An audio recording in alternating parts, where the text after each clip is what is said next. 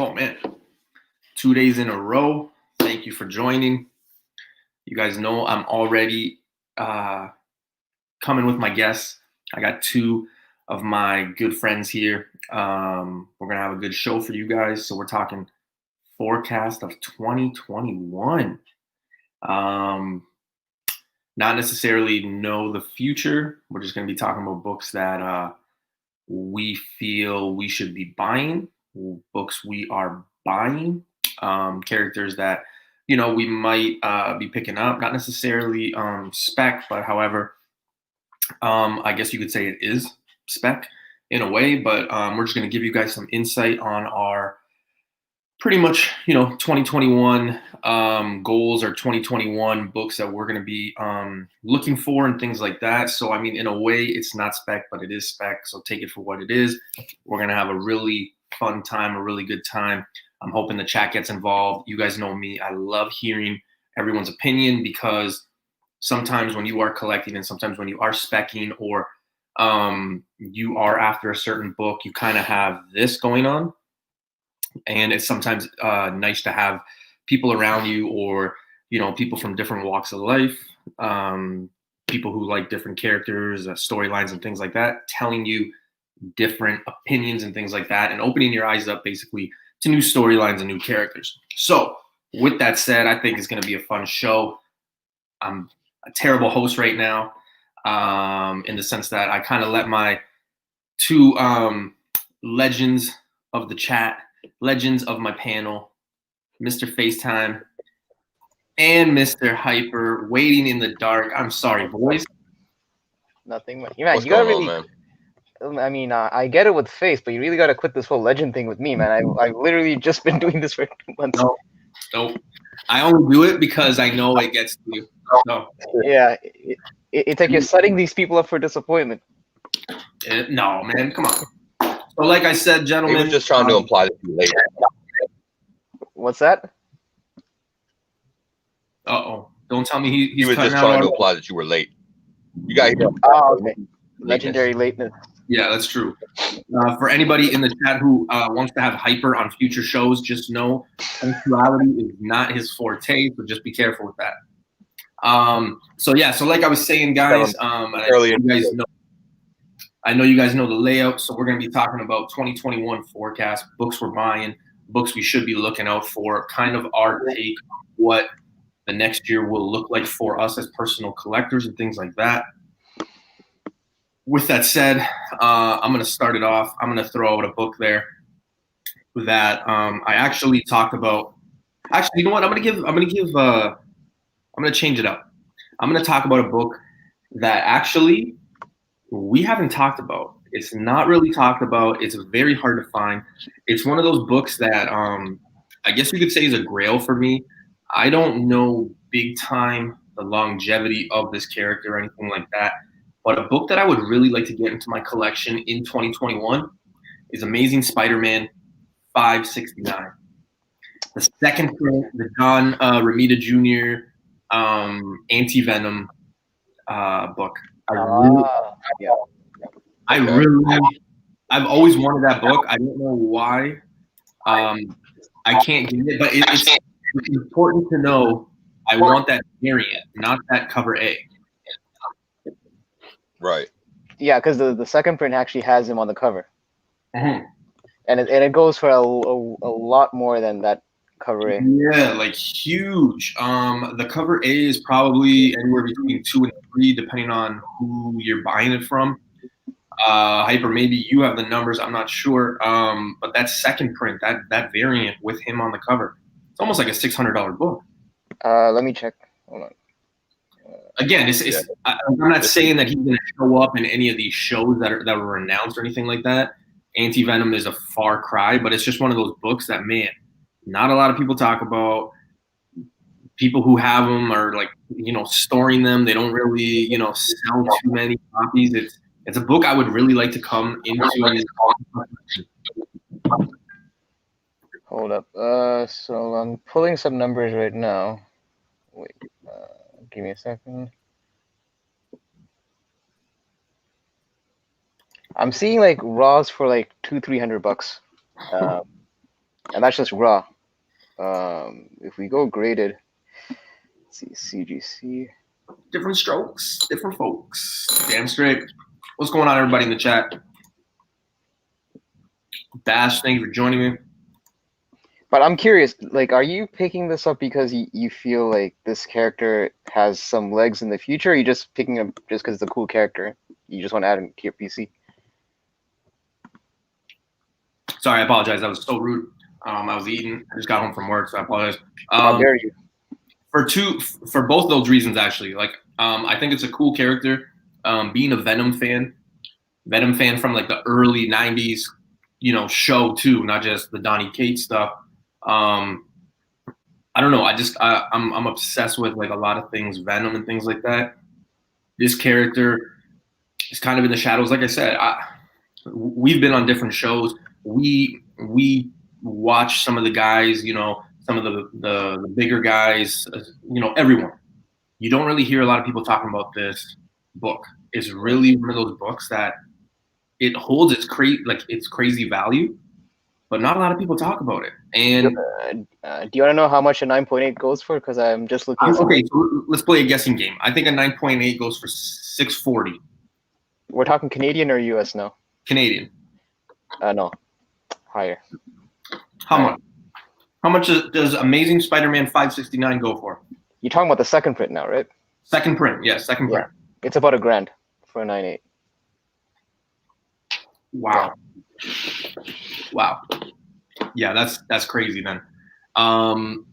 So for that reason, then I might have to do some Uber driving or some dishes, because there's 2 books on this list that I'm really counting on to get into my PC for next year. Bro, just license some of those characters you've been creating on your show. Oh man. Yeah. Bricks, what's going on, man? Thanks for joining us. Southern Comic Geek, what's going on? Universe X, hey, what's going on? ¿Qué pasó? ¿Qué pasa, loco? Yeah, man. It's just one of those books, but like I said, you don't really hear about it, and it's just got that. Like, some of these books that people don't talk about have crazy, like, I forget who I was talking to, but I was talking to somebody, and I was like, they were like, oh yeah, that Anti-Venom. I think it was one of my buddies, Neil, and he was like, oh yeah, like that's a cool character, boom, boom, boom. I could probably get a copy. And I'm like, dude, I think the copies go for like $600. And like, he didn't believe it. He's not like a crazy comic collector or into it like us. Mm-hmm. But he was just shocked at that. He's like, wait, why is that so much? Like, the character's not, in anything. It's not rumored to be in anything. And it's true. But I think down the road, it's one of those books you can maybe put away 5 to 8. I always talk about that 5 to 8 year span, but I think this one's more 8 to 10. You know what I mean? Just the novelty of having the book, I think, is going to be more so the investment side of it instead of the actual character ever showing up. Well, that's the thing. I mean, as far as I know, there hasn't been any rumblings or rumors of the character appearing at any facet in the MCU. But I think, to your point, like, I think it's just one of those characters. It almost has like a cool factor to him that people want to collect. It's almost like he's like a niche character, niche enough that those symbiote collectors want that character in their collection, especially if they're already into Carnage, Venom, and all the other. I was gonna say that would look so good if you. I mean, I don't have ASM 300. I've got ASM 361, the Carnage, but it would look so cool if you actually had all 3 of them. You know what I mean? Yeah. We got 2 FaceTimes? What is this? The thing is, I don't drink on your show, but I feel like I'm seeing double. This is crazy. I was gonna say, I'm like, I just had a sip. It's like, definitely I drink that much. Face, I hope you heard all that conversation that we were having. Yeah, I completely lost connection. Yeah, I completely lost connection and dropped it entirely. I don't know why it kept me in the chat showing me still here. Yeah, I thought you're just being very quiet and just wanting to let newbie say his piece without. I was hearing spirit, man. So what I was saying is, Amazing Spider-Man. No, I was hearing spirit. 569, the first appearance of Anti-Venom, is a book that I am probably going to try to chase in the next year. I think the book has got a big upsell to it, a big upside. So when we're talking about forecasts for 2021, this is definitely a book I kind of want to see.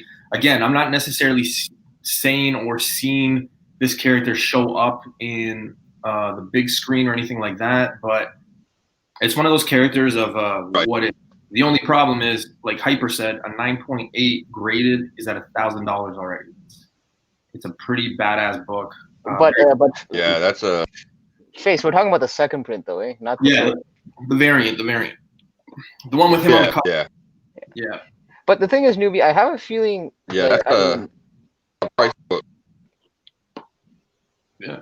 100%. Like I have a feeling that this might be one of those issues that some non-savvy shop owners might actually have it in like one of their back issues. Again, it's a stretch, but I'm thinking it's one of those issues that look, stranger things have happened when I went back issue hunting, so you never know. It might be one of those things that you may look into, but I don't want, I think that one would be hard. I mean, anything is possible. Like, you know what I mean? It's that old cliche, but yeah, I mean, I'm sure it is. I'm sure someone out there has a story of, hey, I was searching and I found this in the dollar bin and things like that. But Anti-Venom, me personally, I've never seen it in the wild. I actually I kind of sometimes tell this story, but I actually saw Flash Thompson as Agent Venom, I think it is. That cover where he's on the chair and then there's like that Venom thing? Yeah, I've seen that one in the wild and I passed it up because I didn't know what it was when I came across it. I was like, this is a cool cover. I don't know what it is. And then I just passed by it. So yeah, it's crazy. Jorge, we're talking about Anti-Venom, Amazing Spider-Man 569.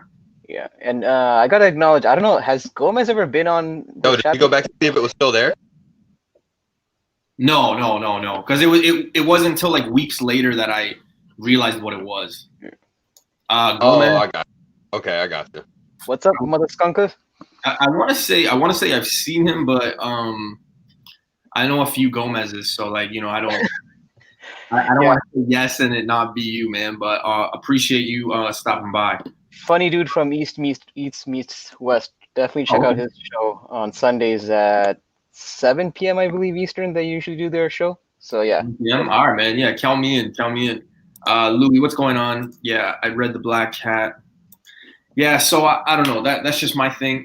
For those of you that are just joining us, I said it super early, but we're going to be talking about the forecast of 2021, some books that we believe you should be picking up, some characters that we believe in, some books that we're trying to snatch up, and some books that we personally are looking for or buying.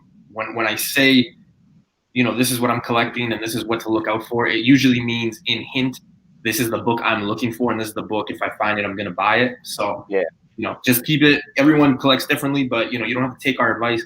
We're just kind of trying to open up some different lanes and things like that. So, but yeah, I'm interested to see what you got. So Hyper, you're up next, brother. It's funny because I actually was gonna pick a symbiote character myself, just because I'm actually on a bit of a. That's the thing too. Well, not just that, but it's just that I've been on a mini, I guess you could call it, quest where I'm trying to actually complete all the legacy numbers of the Venom series. And I find that's a bit more of a doable task compared to, like, let's say doing like ASM, which, those early digit, Spider-Mans are going to run you, a lot of bank. But one book that I've been trying to find at a reasonable price is that Venom Sinner Takes All #3. Oh, yeah. That's Lady Venom, right? Oh, yeah, She Venom. Yeah. She Venom. Lady Venom. She Venom. I've seen it. And it's just, I don't know, for the price that people are asking for, I'm not willing to part that much yet. I'm trying to find a deal on it or an upsell or something for that. But yeah, that's a character that I kind of want to add to my PC. Because there's not, in terms of Venom back issues, there's not that much in terms of pricey books as opposed to like the one that you mentioned, like, even Anti-Venom, that's more of an ASM run than Venom run. But yeah, the She Venom was definitely. I mean, Venom was fairly inconsequential last. Well, that's the thing. I mean, 30 years. I mean, so. Yeah, before Case took over that whole run, Venom back issue hunting wasn't a pricey chore as it is right now. But Yeah, it's just one of those books that I'm kind of trying to be on the lookout for to find at a reasonable price, and just add it to the PC. Yeah, and yeah, Gomez's collection is pretty ridiculous. I've seen some of the books that he's showed off. Yeah, that's, and again, I mean, I've been on. I've had conversations with people. Sometimes when I do, my spec videos, or even when we talk, I do have people message me, be like, man, like, like the books you talked about today were in like 100 to 200 range, or, and then sometimes I have the opposite where, like, some guys who are trying to find that big book are like, man, you talked about like a $5 spec, everybody collects differently. There's different prices. So, just keep that in mind. We're going to try to span the whole area. Yeah. And the thing is, I mean, it's what, $200. I mean, it's not like super expensive when you look at the gamut of how much people normally spend on like modern books these days. But it's just like, for me, like when I spend like money on certain books, I kind of always, I guess I kind of rationalize it to the point where, like, this is a book that's worth only this much to me. Like, you know what I mean? Like, I'm not gonna spend $200 on She-Venom if I don't have to. I'd rather spend that much money on another character that I have a bit more, I guess, investment or belief in. And it's funny that you bring this up, because I remember when I watched Venom, and they had her, right? If you remember correctly, I don't know when the last time you watched Venom, but they did that homage, like the homage scene. Actually, wasn't that long. Yeah. To She-Venom, you know what I mean? Like, they did like that classic pose that she does on that cover. They did it in the movie. Right. And I think that was that kind of contributed to that book kind of hitting another. It was definitely intentional. Yeah. So it was intentional. So. I mean, I do believe that that's kind of made its peak stay there. The fact that they've done it, the fact that, where we are in society, as weird as it is, we're going to be 2021, and we are just now comfortable with like minorities and women doing things. But I don't think it's a crazy book to get. I don't think it's out of the realm that it could be something. I mean, you're talking about Venom, one of the more popular pop culture / comic fan characters, rather, that we have. So yeah, I'm down with it. And $200. I mean, okay, let's be real. $200 is not bad for a not a big, but like it is big-ish, I guess. Like, like it could be something. $200 is not that crazy. Yeah, but keep in mind also, you have to keep in. I'm in the mindset. I'm a bit of a, how can I put it? I'm a bit of a thrifty dude when it comes to back issue hunting. I like to find those deals. It takes me a while to get over spending a couple $100 on a book. I mean, like I said, I've only been in the hobby for 2 years, so usually there's only a few books in my collections where I've hit those three, like where I spent over 3 digits to add to my PC. So usually I try to, wheel and deal and try to find books on the cheap as much as I could. But I haven't spent 4 digits yet, so yeah. No, I haven't done the 4-digit plateau yet. I've hit 3 digits a couple of times, but 4 digits not yet. Yeah. Well, man, that's definitely a good book to have. I mean, Jorge, or right? Yeah, until she gets hot. I mean, that's the thing, right? The thing. It's hindsight's 2020. Like when you come to these kind of characters, like, there's several characters that I slept on that I kind of wish I did maybe spend that extra money to acquire. But it is what it is. Sometimes you miss the boat on these characters. But I don't think. I mean, I guess the only time this character might get another resurgence is that Carnage. That Venom 2 movie that's going to be coming out. Which, I mean, yeah, But okay, this is when I start getting into like the female characters and things like that. I always think, okay, they don't necessarily or realistically have to connect them to the MCU or whatever, or the DC stuff. Like, they don't necessarily have to connect it. They could go off board and say, you know what, like, we have the rights to this. We're going to do a solo movie, see how it goes. And that's it, right? So they could go that route. So keep that in mind too when you're thinking about characters, because I hear that side of the story too, where people are like, well, I mean, why bother collecting that? It's probably never going to be connected. Well, you No, never. that's not. Yeah, I mean, and movies do play a part for sure in increasing a character's value, but that's not always entirely the case. I mean, sometimes characters just are popular just as a character in and of itself, and they don't need movies to actually boost their, significance. Like to your point, Anti-Venom, right? Yeah. No sign of a movie coming from Yeah. that character, and his second print is a 4-digit book at a And high grade. I think a classic phrase we use on this show a lot is low print run. I believe, now nobody quote me because I'm not good with those numbers like other people, but I do believe it is a low print run for that second print. Yeah, for sure. I mean, without a doubt, that is definitely a much lower print run than the first print. And yeah, to what Gomez was saying, he's right, because at cons, that's actually like for us, me and you, newbie. I think our major con in Canada is called Fan Expo, right? Yeah. I've been able to get quite a lot of key books at a really decent price. I believe like last year I picked up the first appearance of Rogue, that Avengers annual for like $30 at a con. For how much? $30. Wow. And that was I picked up my 9.2 for I think it was $80 or something like that. 80 or 90, something like that. And it's a 9.2. yeah, my copy is probably in that 9.2, 9.4 range. So I mean, like deals are out there, but I mean, you just kind of have to go look for it. Comics Talk Weekly and Gomez. I mean, if you guys are ever in Canada for whatever reason, if you guys are ever in our areas, if you guys are ever knowing of anything happening in Michigan. I mean, I don't know if anything happens in Michigan, but we're so close to Michigan. Obviously, the state of New York, Buffalo is kind of just right there.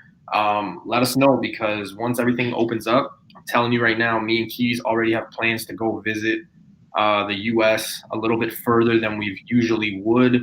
Obviously, Face is in Pennsylvania, so that's, about 3 hours away from us.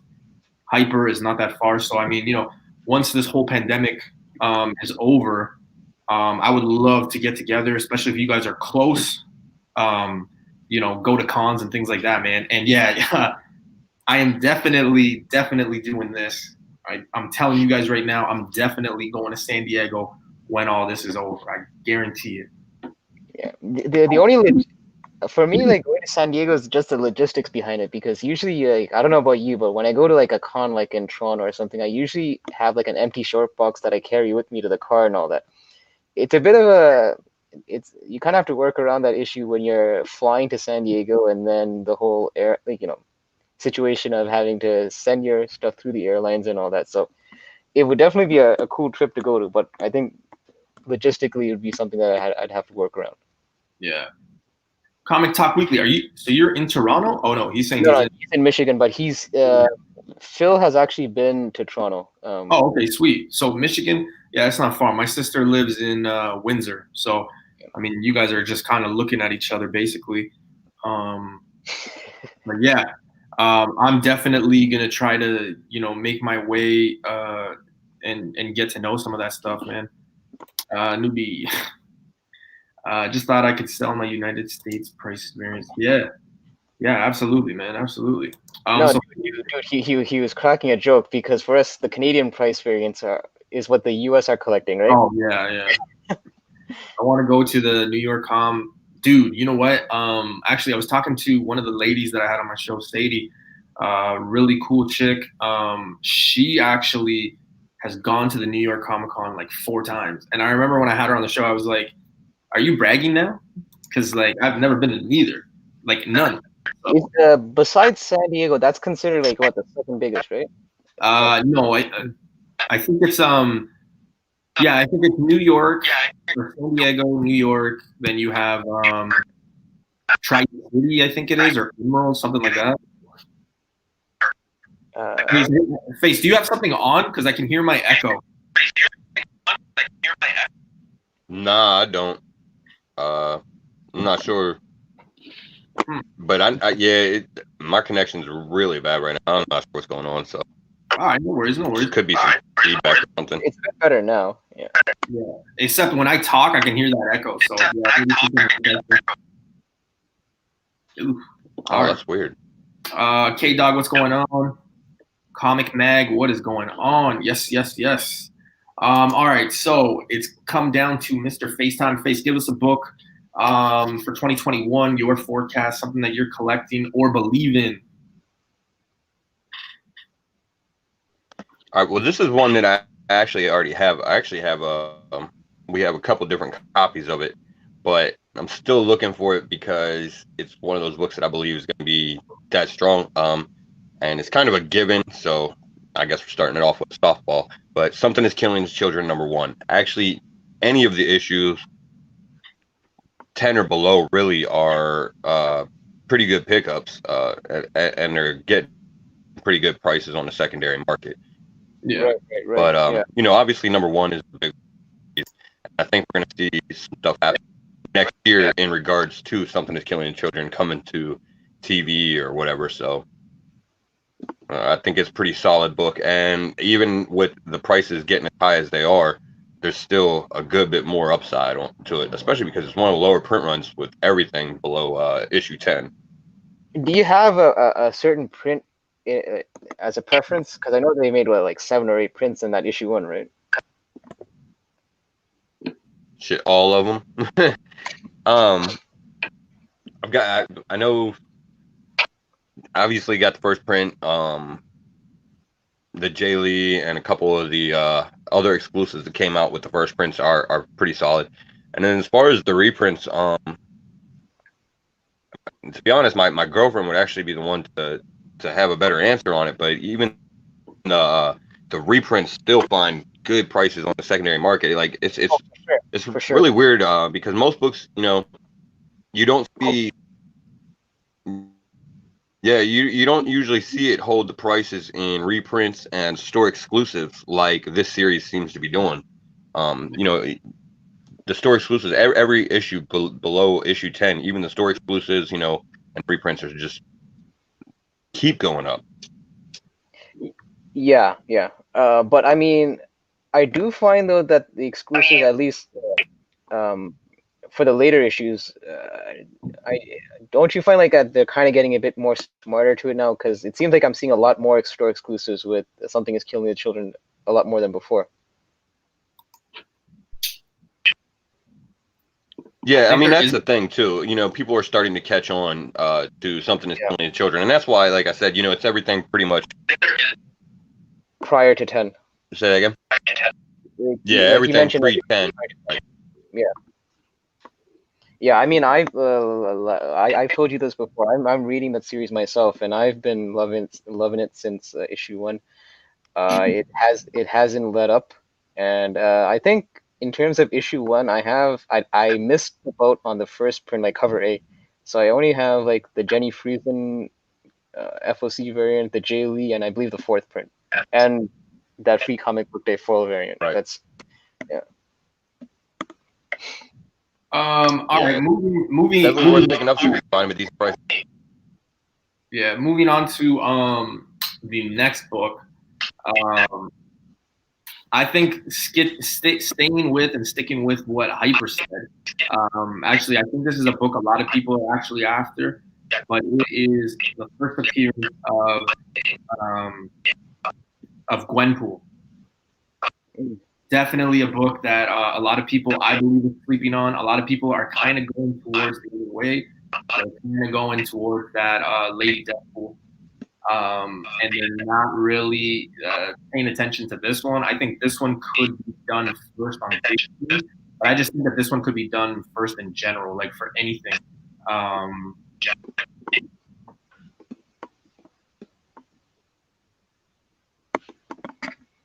Hi, but you see, are you guys hearing me? Because I keep hearing. Yeah, because you kind of had a bit of an echo before. Now Yeah, I keep hearing that echo, so it's just like throwing me off. Yeah, see this. Yeah, is anybody? Yeah, just let me know if you guys aren't hearing. Yeah, let me see if it's on my end. Let me try and reload. But yeah, you mentioned the first appearance of Gwenpool, so that's like that's Howard the Duck #1, right? His first Yeah, miniseries. that's her first appearance. Okay, yeah, there we go. I don't hear that echo anymore. Yeah. Yeah, I just really do feel like the Gwenpool one would be the better pickup. And yeah, I think it's Howard the Duck #1. However, I remember there was a few people telling me to pick up that. The Deadpool. For which one? The Deadpool Secret Wars or something. That. Yeah, I think that's the one. Yeah, and it's like the sketch variant, like the black and white variant. Someone was saying, I don't know, or maybe it's the Howard the Duck. But nevertheless, I'll get that information out. But yeah, I think the first appearance of Gwenpool is really slept on. I know Keys has talked about it. Keys has actually talked about both of the ladies, Lady Deadpool and Gwenpool. Gwenpool, yeah. It throws me off. But yeah, man, that is a book I'm really looking to pick up this summer or whenever. You know what I mean? Like, obviously 2021 starts on Friday, but with the lockdown and everything. But that's one of the books I really do want to have in my collection by the time we hit 2022. Yeah, and Gomez is telling you to get that one. Yeah, I think that's the one that you're talking That's about. the one. Yeah, that's the one. Yeah. All right, so let's try this again. Face is joining us again. Let's see if that echo is gone. Okay, cool. Face. All kinds of technical difficulties going. Yeah. Well, as soon Still as hear the echo? As soon as you left, the echo stopped. So yeah, I still hear it. I still hear it. Yeah, I'm wondering if maybe You still hear it? Yeah. Yeah. It must be back on my end. Let me try jumping out real quick and see if I can figure something out. I'll come back in. Take your time. Take your time. Yeah. All right, I apologize. It's all good, man. That was good, But yeah, Gomez, that is actually the book that I'm looking for. It's that #0, and yeah, you're right. I think it's a 1 in 25. I thought for whatever reason, I thought it was a 1 in 50 or something. But if it's 1 in 25, I mean, you're already paying over ratio price anyway in crazy amount. I think this book is somewhere between. I think I'm gonna put it around like the 200 mark, somewhere around there. For the ratio, you mean the 1 in 25? Yeah, or just the cover A, I think. Like graded, say at a 9.2, somewhere around there. That's probably where they go. Let me see that. Yeah, get them while they're cheap. Yeah, man. So I'm assuming everybody is on board with Gwenpool over Lady Deadpool. Yeah, so the actual issue, it's Deadpool Secret Wars #2 variant. Yeah, that's the one that you Secret want. Wars #2. Yeah. Yeah. And I'm just going back. Yeah, so Gomez said get that 1 in 25 #0. Okay, cool. Just picked up the first Apocalypse for $30. That's an undervalued book. Oh my god. Like, it's crazy to me that people don't pick up that book when they come across it. I think for that book we have Fox to thank for that. Yeah. Gwenpool is a mutant. Yeah.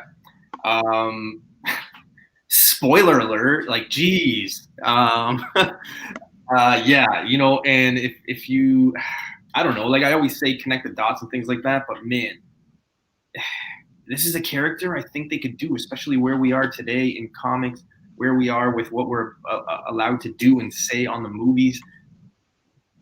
I don't know. I think they introduce her and she could like blow up, just like, obviously Deadpool and things like that. But,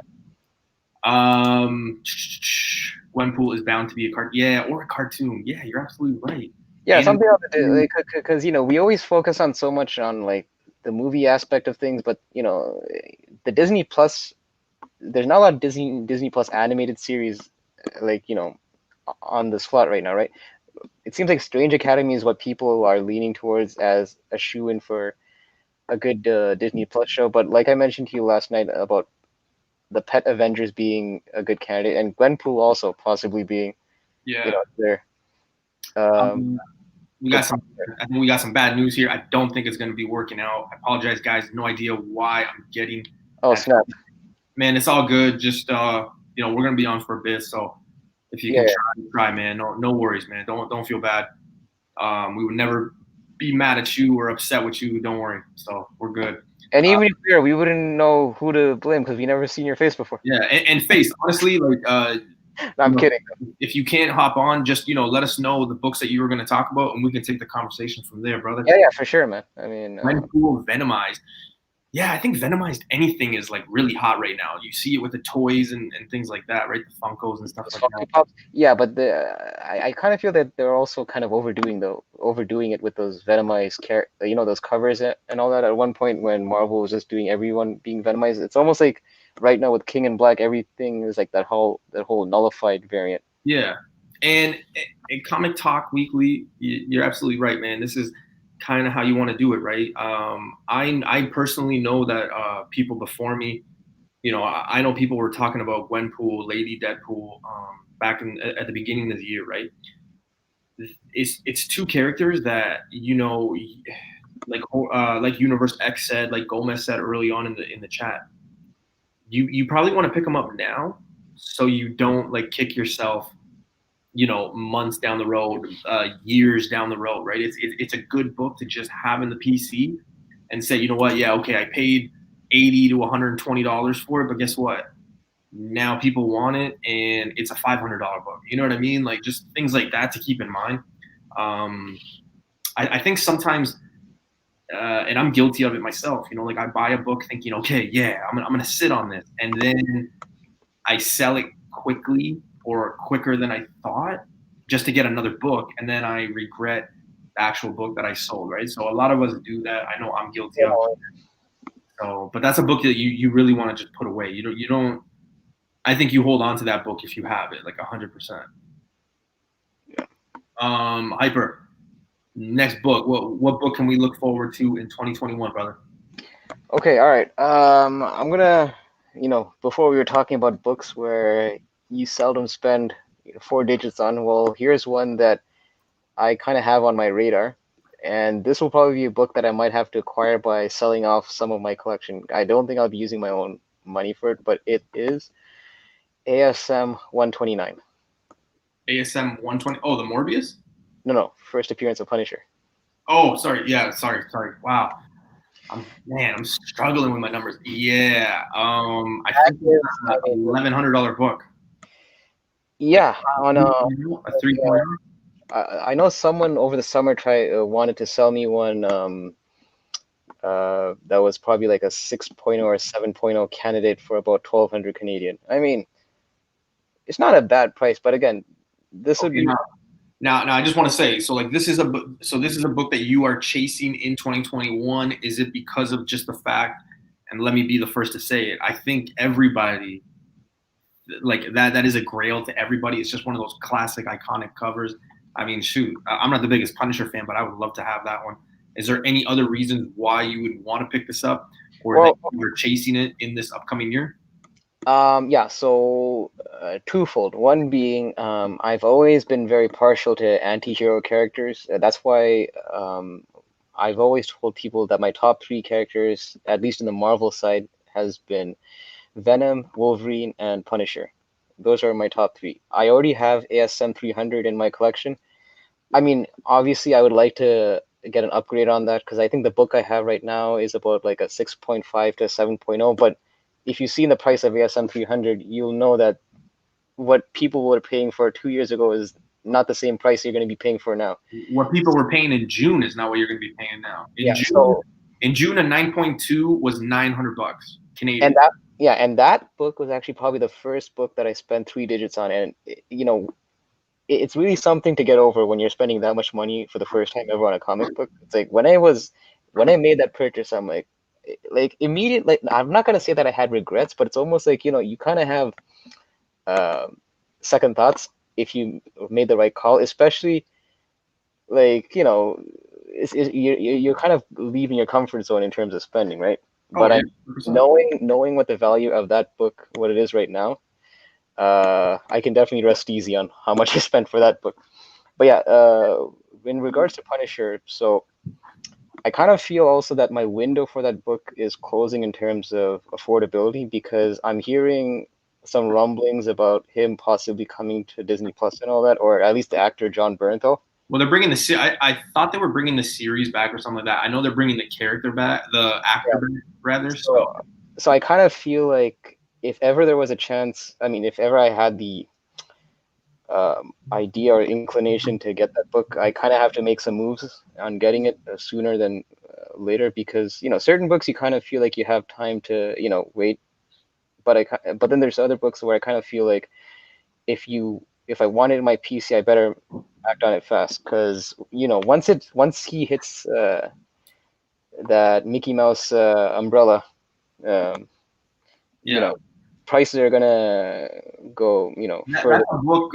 That's a book like I made the example of like you get a $200 book, you don't want to kick yourself when it's like a $600 book. That book is already pricey. I mean, if you can afford it at like 1,000 to 1,200, that's still a good price, because down the road, you also have to add inflation and things like that. That book could reach that like 2,000 range and things like that. Like it goes up and down. I know Punisher's had its. I would say Punisher's been down. I mean, he had a bit of a research, like a bit of an uptick during his Netflix run, and and just like the other the other characters on the Netflix catalog, all their first appearances have gone down a bit since they've been removed from the Netflix library. But it's just that Punisher is one of those characters that he's very iconic. He still resonates with even non-casual comic fans. I mean, you see the logo pretty much like, if someone sees the Punisher logo, you don't have to be a comic fan to recognize who that character is, right? No, absolutely. I'm not gonna say he's like synonymous to like Batman or Spider-Man, but his logo is up there. It's very much an iconic logo. So yeah, man, and like I said, between Hulk 181 and ASM 129, obviously ASM 129 is a lot more attainable. Yeah, so. Absolutely. Yeah, it's not crazy either, because you could probably find a raw copy anywhere between $700 and $800 too, maybe a little cheaper as well, right? Yeah, but see, the thing is, so this is, I think we've had this discussion before. When I'm going into those kind of territories in pricing, I would much rather feel comfortable buying a graded book than a raw. Mm-hmm. Just because 100%. I don't have that discerning eye where I can tell if a book's been restored, if it's been trimmed, if it's been retouched, like in terms of color and all that. And the worst thing would be to spend that much money, you send it to CGC, and then you get that dreaded purple label.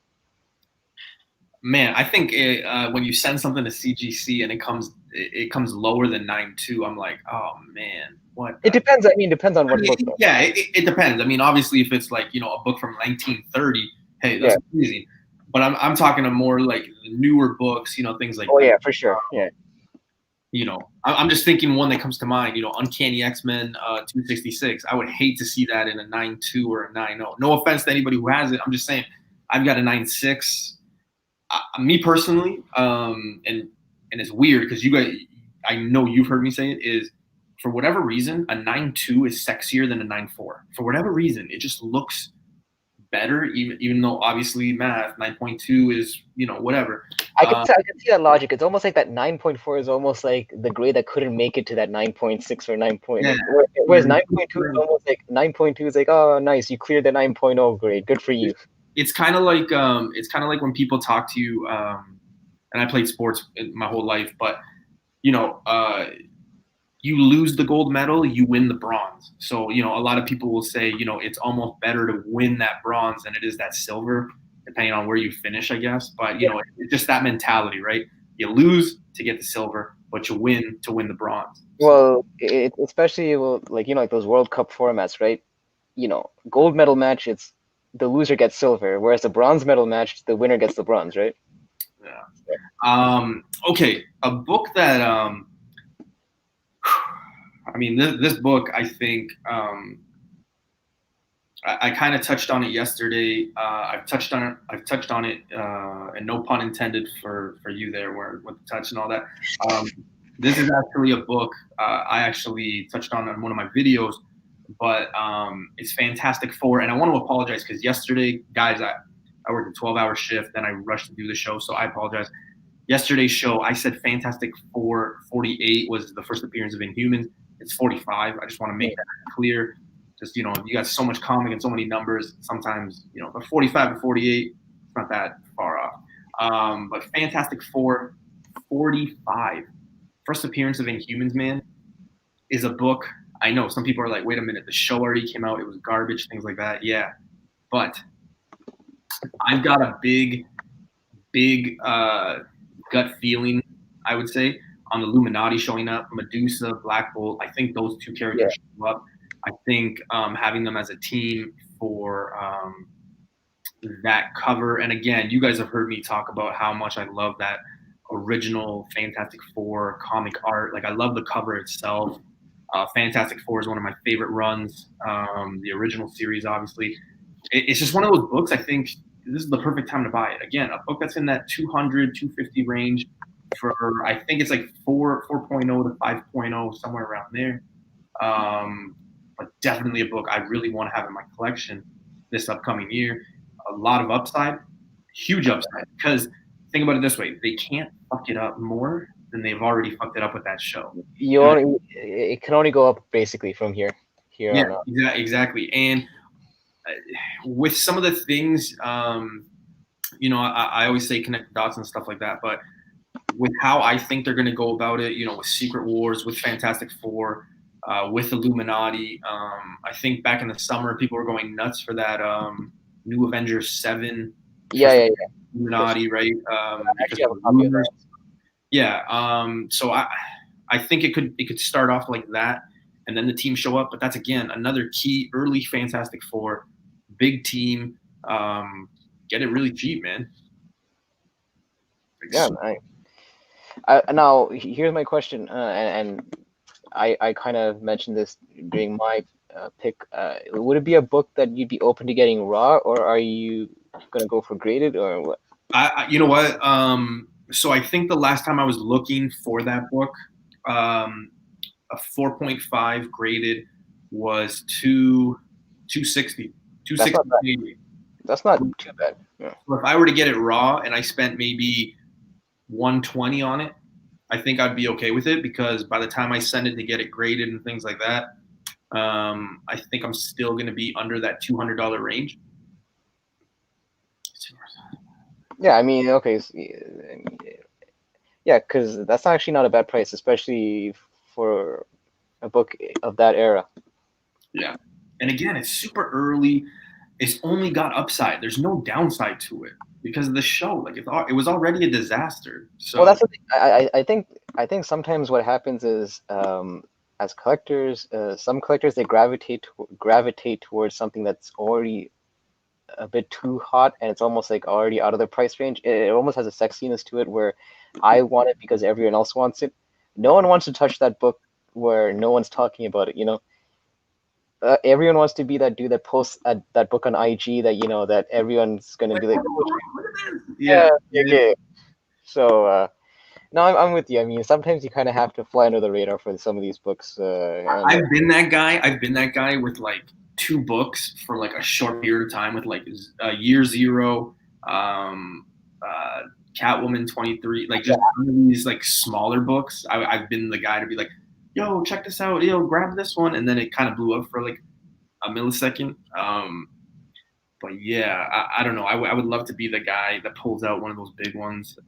Manny, Jorge X, Universe X, those guys, man. I mean, they post these videos where literally you be talking about a book, and I don't know. Sometimes I think Manny's just teasing me, because like we'll be talking about a book, and then he'll be like, "Oh, I'm gonna be on the lookout for it," and then he'll post a video, literally walking into the store, and he's like, "Oh, it's right here," and I'm like, "What?"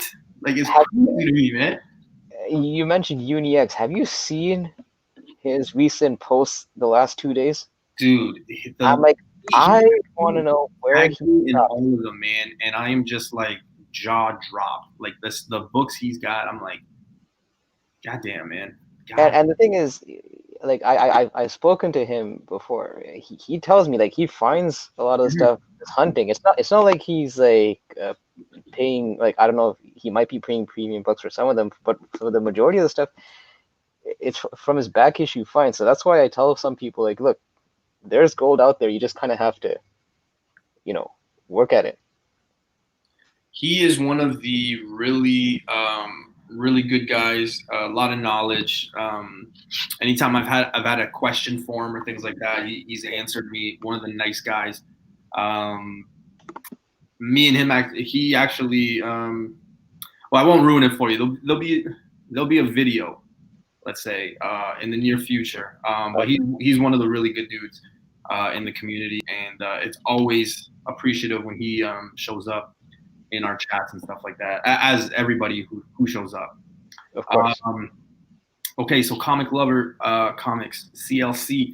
I am definitely gonna have to check out this cover because I can't think about it right now. Like I don't have an image, visual of what this cover might look like.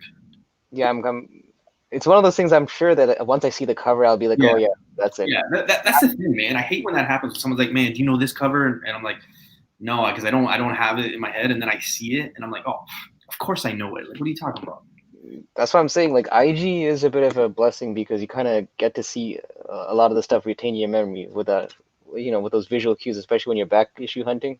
It's almost like sometimes you pull up something and you think it's of value, but you're not quite sure, and then you look it up and it's like, yeah, it is. Yeah. All right, Hyper, give us another book, brother, for 2021 forecast. Okay, so one of my, because I've been kind of like sorting through my books, and one thing I realized is I don't have, I think I only have one Silver Age book in my entire collection. That's a coverless Avengers 8, which is, first Kang. That's the only Silver Age book I have in my PC. So I'm trying to get at least one more Silver Age in 2021. And the book that I'm eyeing that I think is heavily undervalued is a Daredevil one. The first appearance of Matt Murdock, Foggy Nelson. Oh, yeah. So that's a book, and I have and just like ASM 129, I feel like my window for that also is getting shorter and shorter in terms of affordability. Because I think you've probably heard the news how there's been talks about Charlie Cox possibly coming to the MCU, Yep. specifically in the next Spider-Man movie, where he might act as Peter Parker's lawyer in light of the events that happened in the previous Spidey film. Yep. And of all the past Defender characters from the Netflix library, his name is the one that seems to be brought up the most in terms of bringing into the MCU. So that is a book that I feel, for a book that's in the Silver Age, you'd be surprised to find how cheap it still is. Like I think like a 4.0, 3.0, I think Canadian, you're looking at about 2-3 grand, which is honestly, it's a lot, but when you compare to other books, it's not that, like, I think it definitely has a lot more of a ceiling. I think Daredevil's going to see its day more so. I mean, I know I say that, and I'm probably going to get all these like hardcore Daredevil fans on me, but Daredevil is obviously it's already had its day. It's you see some of the books, they hold value, but I think in the near future, short term, I mean, it's going to spike again. I think we're gonna see it with a lot of the books, including the one that you have. Yeah, that's a big one. I have heard that rumor too about him showing up as Peter Parker's lawyer and things like that. It's going to be very interesting to see how they do that. Me personally, if you haven't heard me say it, the next Spider-Man, I think is going to be. I mean, okay, hold on. It's going to be really good, but it's going to be fucked up. Like I think it's going to be very long. Like they got everybody playing it. You know what I mean? Like they got everybody and their mother coming back and playing their original parts and things like that. There's going to be so much going on, man. It's obviously going to be one of those movies I'm going to have to go see 2 or 3 times maybe to actually see everything. It's going to be one of those movies that you might have to pause and take a look in the background and see some stuff because you might miss it, man. I'm telling you. But here's the thing, though. Regarding Daredevil, like I know we talked about him jumping, like possibly being introduced on the Spidey side, but also keep in mind, we know that She-Hulk is coming to Disney Plus, and from what we were told, it's going to be more of a legal-based comedy kind of. Yeah, they're focusing on the courtroom aspect of it and on a comedic side. Yeah. There was a miniseries that came out from Marvel now with She-Hulk where it was heavily like it was more of a comedic side of She-Hulk. It was like a 12-issue run from Charles Soule. Okay. There she's defending Captain America, Steve Rogers, for I forgot what crime, but like for something. And at a certain point, she was going up against Matt Murdock in the courtroom. So, I mean, You don't necessarily have to follow. no. But I'm saying like that's just another avenue that he could be brought into the MCU, right? Yeah. As like because they did mention that there's going to be some cameos of other Marvel characters in that series. We know that Abomination's coming and Mark Ruffalo's Hulk's coming, but who's to say that there might be another, one or two surprises that we're not aware of? Yeah, and they could do something like that where maybe she's defending Sam Wilson for something.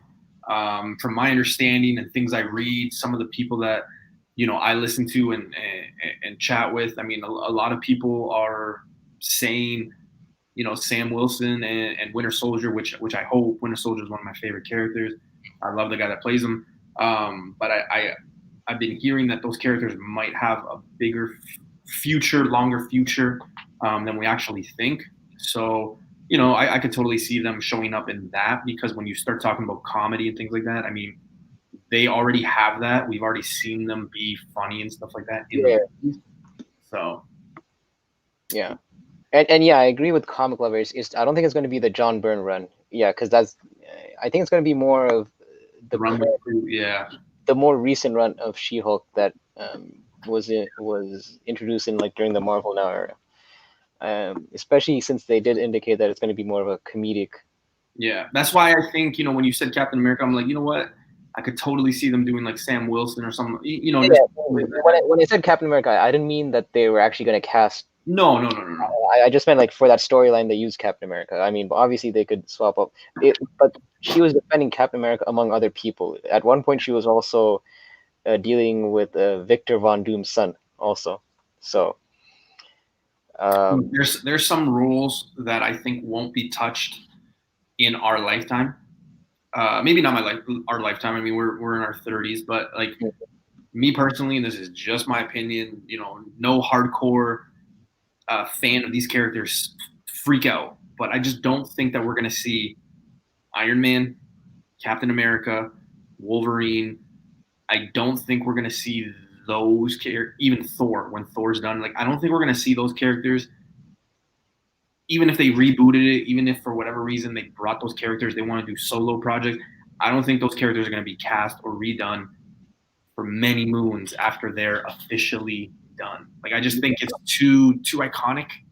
You know what I mean? Wait, so you're saying that you won't see another Thor or Captain America? No. I will. I'm just saying I don't think that they'll recast it and like say they do a new Thor in like 2045 or something like that.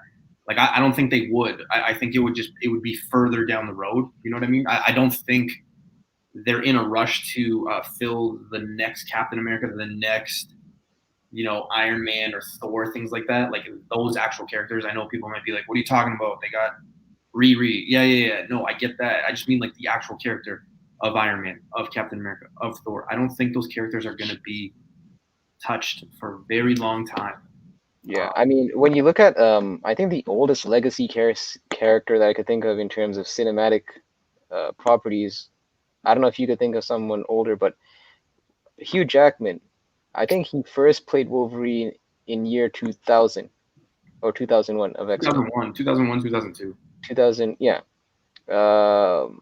And his last role as Wolverine was Logan, which was what, in 2017, I believe? 17 or 18, one of those years. Yeah, because 2018 was when we got Infinity War. Because I remember that movie came before Infinity War, like the year before. So then, yeah, somewhere. Let's say 16, 17. Yeah, somewhere around there. It's almost like a 17-year gap. I mean, one dude playing the same character. So you're right. I mean, you don't see that very often, especially in the MCU.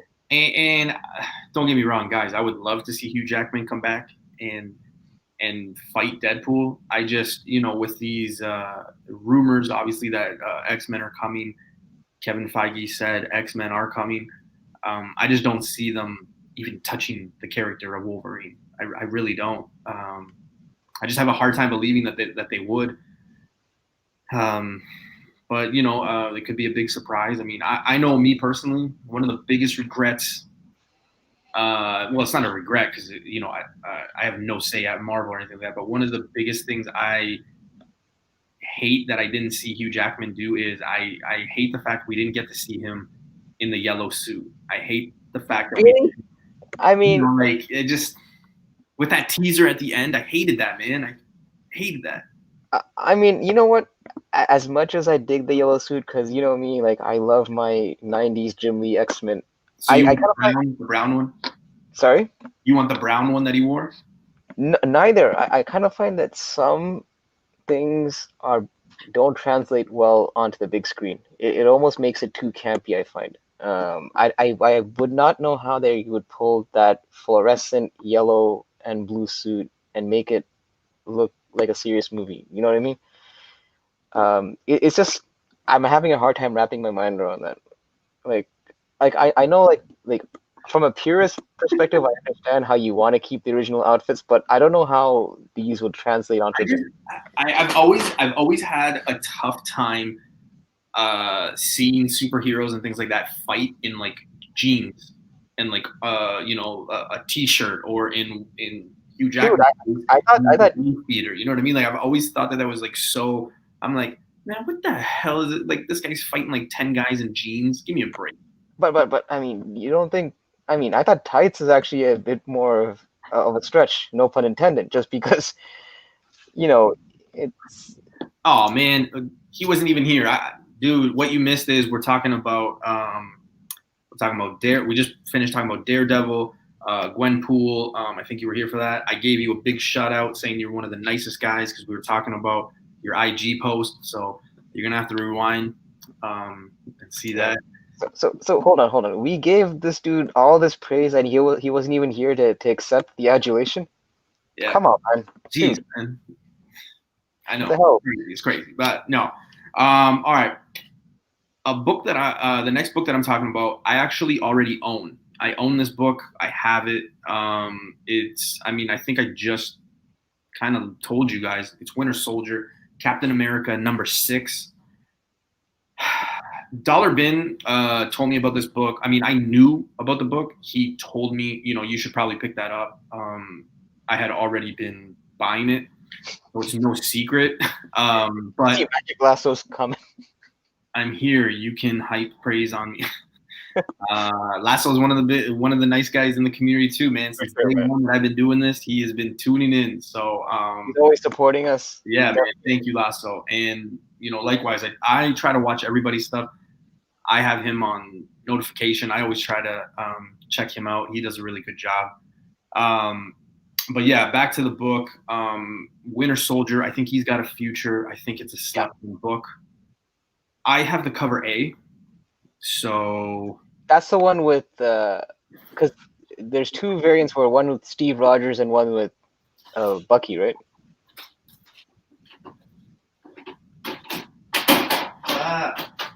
Hold on.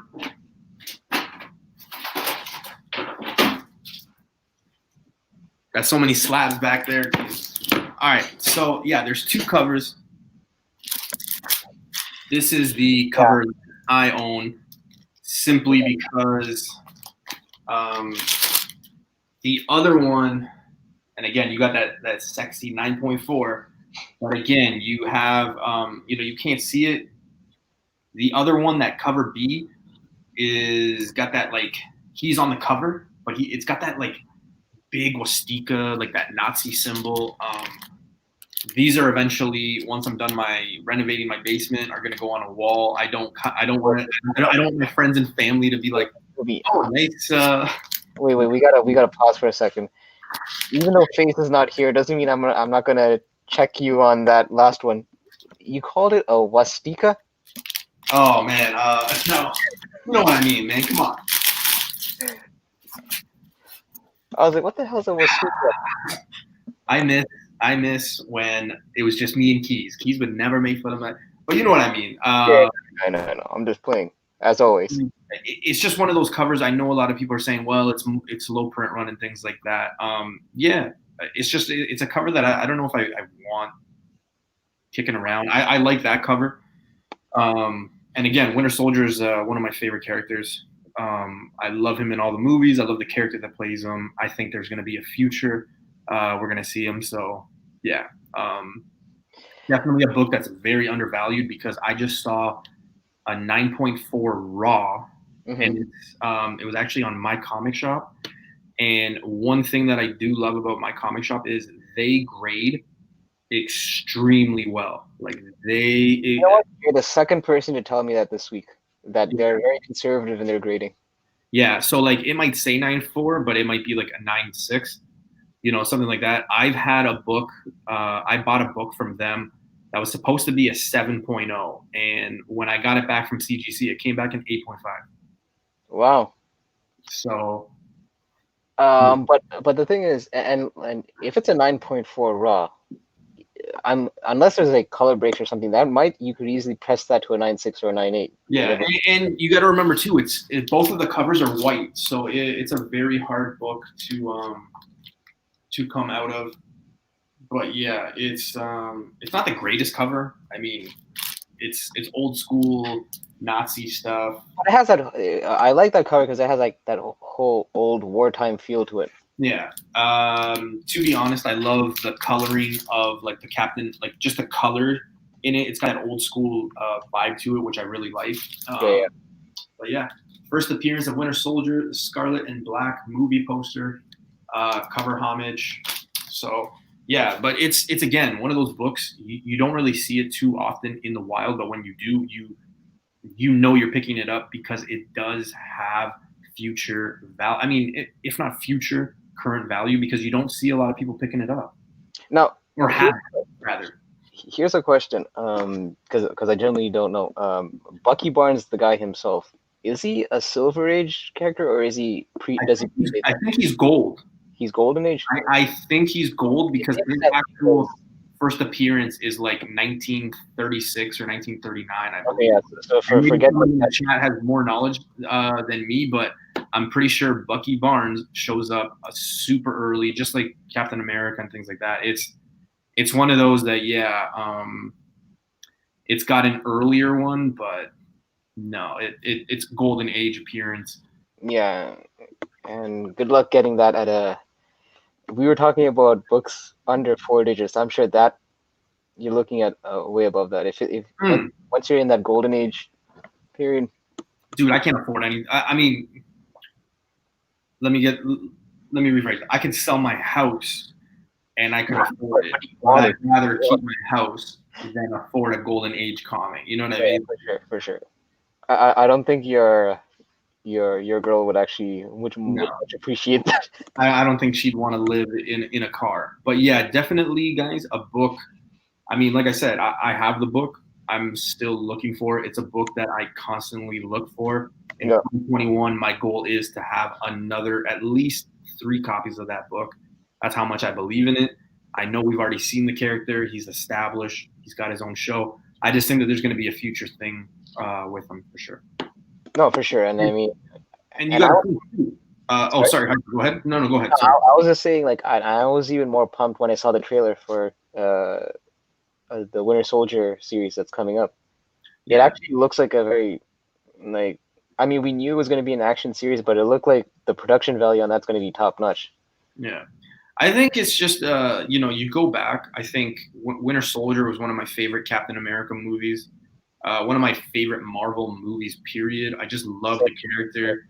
I love the guy, the actor guy that's Stan who plays him. Stan, he does a really good job with the role. But again, the other book with this one is that Captain America 117. I think it's first appearance of Falcon. Both of those books, like that book has been raised so much because of the show. I think a lot of people are sleeping on this one. But they're both. I find they're still attainable. They haven't hit that stratosphere where they're not. That book, I think I paid like $100 for a 9.4. The one that you have right now? Yeah, I think I paid $100 for it. Nice. I mean, wait, not you're talking about the graded copy 9.4 or Yeah, actual the slab itself? You paid $100. no, the whole thing. I think I paid $98 Canadian for this whole thing. That's actually not. Yeah, that's actually a pretty good deal then. Because So I thought you meant raw. You paid $98. no. So if you do the math, I mean, $50 basically to get it graded. I literally spent $48 on the book. Yeah. Take that all day. And especially, I mean, like this is going to be in your PC, right? So. Yeah, that one's going right on my wall. Again, it's one of my favorite characters, so it's gonna stay with me. Just like my Gambit, you know, as much as I hate that thong, cover appearance of him, I gotta have it just because he's one of my guys, right? So yeah. Need more. Falcon Winter Soldier is not even out yet. No, it's not. So just think about when it actually does come out. There's a lot of people that are sleeping on it. So. All right, Hyper, give us another book, man. All right, so people are talking about like Stargirl and Naomi here. I'm like, what? Well, the thing is, I have the first print of Naomi, and just on a tangent, I do feel that that character has legs. Obviously, we know that CW is going to do a show, and I know people are a bit down on that character because CW spec hasn't exactly always panned out well for other characters. Like if you look at the Flash villains and all that, most CW series aren't that great on the spec side of things.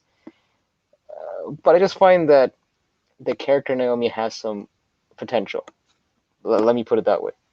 And I mean, I bought it when it was much cheaper than it is. I think right now the raw copy for that it's like $80-$90. I paid like $40 for it, and even back then I thought it was a lot for a book that just came out 2 years ago. But I find that she does have some room to grow. All right. So this is a big boy book. I'll be quite honest. This is like we were talking about, like how I might have to sell off some of my collection to fund certain books. This one definitely I'll have to sell off certain keys to acquire if it were to happen in 2021. That is Incredible Hulk 181. Well, yeah, of course. I mean, come on. Yeah, that's a huge book, though. It's a huge book. Again, I'm picking all these books that I feel like my window for these books is shrinking. Just because I was thanking my lucky stars that during the Disney investor call, they did not mention anything about mutants or anything like that. Because I feel that once Kevin Feige starts name dropping mutants and all that in his announcements, I find that books like, Hulk 181 and other X-Men related books are going to start shooting up.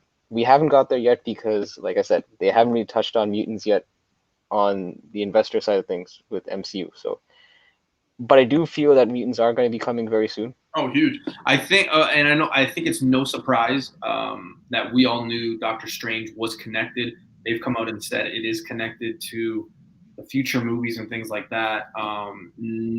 Now we're also getting confirmation that not only Doctor Strange, but the WandaVision and the Loki all have connections to the future projects and the movies.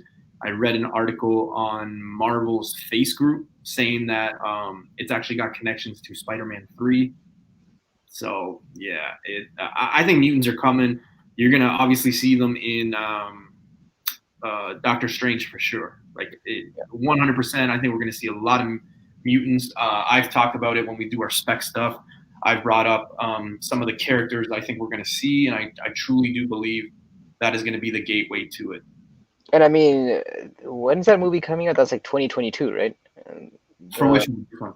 The multiverse movie, Doctor Strange. Ooh, yeah, I mean, but that was slated to come out in 2022, like prior to what's going on right now, right? So who knows? No. But I think with the investor call, I think they actually updated their release schedule for some of these movies. See, I've just been disappointed in some of them because they say, okay, yeah, June 1st it's coming out, and then it comes out like 8 months later, and you're like, oh man. Well, I think the earliest movie that I think that's coming out is going to be, I believe, Black Widow is supposed to. Black Widow is slated to come out next. They already got it, filmed. Everything's going. March. I think it's May, right? May 2021. I heard May now. Yeah. But yeah, man, Hulk 181. That was a book that I've been eyeing, and again, this is one of those things where it's like, these books are going to go up in price, but you never realize how high these books will jump, because you think that they hit a certain ceiling, right? Because I remember you talk to some of these people, they'll tell you that the price of that book was like half of what it was almost like 4 years ago, right? It's true. And the thing is, it's one of those books that it's a blue chip book. Like, you have certain books that that it'll have its ebbs and flows, and then other books where that you can rest easy keeping that in your collection, because that even during dire times in the hobby, those books are almost bulletproof. Yeah. In terms of and that's what I try to explain to some people. Because let's face it, I mean, how many times have we come across people that are like, "Oh, you guys are stupid." Like, I see, Burke, I see Very Gary, I see all these guys who post like funny, like it's funny to me, but like these guys that diss them for like, "Oh, you guys are so stupid spending all this money on these books." But like, dude, if I can find a book that's worth like $1,000, mm-hmm. I spend like 700 to buy it. It's like an investment. It's just another way of stocks. It's another way to invest your money.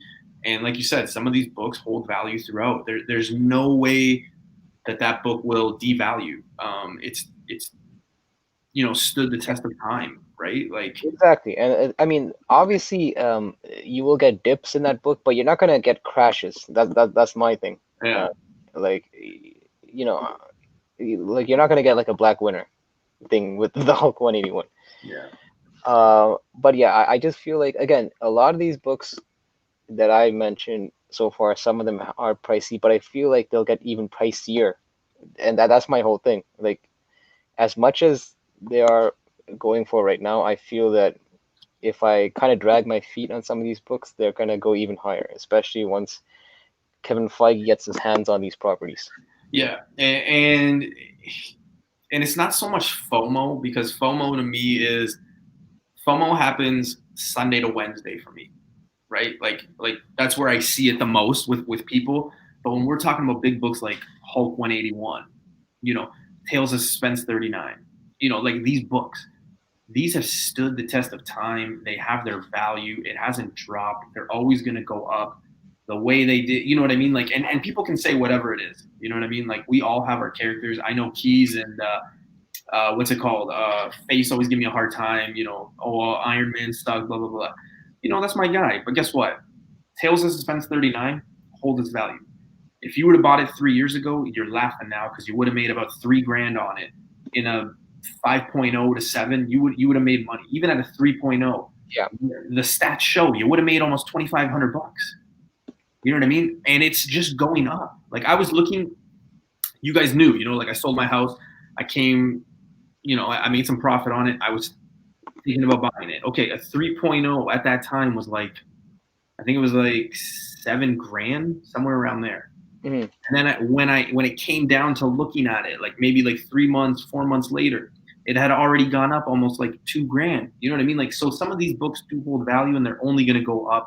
Yeah. Obviously, with inflation and things of that nature, economics. That just happens, man. Like, some of these books just hold their value no matter what. And Hulk 181, I mean, unless you have Hulk 180, you're obviously going to hate it. Me personally, I think Hulk 181 is the book. I mean, I get it. I get the argument. People are going to say, no, it's 180. But I mean, you could get a 50,000 signatures on something. They're not going to change it. You know what I mean? Like, the market is what it is. It's 181. I always made that joke that those that are the most vocal about preaching that Hulk 180 is the first appearance are the ones that don't have Hulk 181 yet. That's those are usually the most vocal people. Yeah, oh yeah. And you usually see it, like the two that people usually say is that Hulk one and then the Gambit, because people are like, oh man, we can't let the Gambit thing go. Like, we're gonna change it so it doesn't have the same effect as Hulk. You know what? I get it. I've read the book. I've got like 3-4 copies of the book, so I get it when it comes to Gambit. But man, it's already done. Like CGC is not going to change it. Marvel's not going to change it. Like I just have a hard time believing it's going to change. You know what I mean? And more than that, the market's not going to change it. Yeah. No. Once the market, it's very hard to change the market's perception on any book, especially when people have invested a lot of money into that book. You're going to basically need an entire like population shift to basically unanimously vote one book over the other, and that's not going to happen. No. As long as there is a bit of a divide, you're not going to get much change in terms of a switch in terms of what's considered a first true appearance, in certain books. But I just think, like, I don't know. I guess that's like a conversation for like another time. It's just, like we're in this age of like entitlement, things like that. And I'm not taking anything away from anybody, but I think it's time to just like, all right, let's retire it. Okay. Like 181 is the first appearance. I'm a Gambit guy. I love Gambit. He's up there in my top 5, top 10 for sure. He's in the annual. We read it. We've seen the panels. For whatever reason, it's 266, and we just got to deal with it. You know what I mean? Like I don't think it's going to change anytime soon. Like I really don't. So. And also keep in mind, I mean, it's also your intent. Like my intent for Hulk 181, that is a book that's going to be, I think we've talked about books that you're just going to stash and you will never let go of in your collection. That would be a book that if ever I come in possession of it, that will be a book that, like, unless I, like, circumstances force me to, I'll probably never, release that from my grips, so to speak. I had this up for a little bit. FOMO is Daredevil 25. 100%, man. Like, I think people are still going crazy for this book because there's some comments I read when people post that book and they're like, man, do you got an extra copy? Like, I really need it. I'll be surprised. I gotta tell you, I'm kind of surprised that book has still maintained its value. I actually thought that I just don't think there's anything to it. Like, there's some people thinking, oh, I'm going to put my kid through college with this book. You know what? If you can put your kid through college with that book, let me know. I will pay for the gas for you to drive your child to college when that day comes. Because I personally maybe it's clown college book, but hey, it is what it is.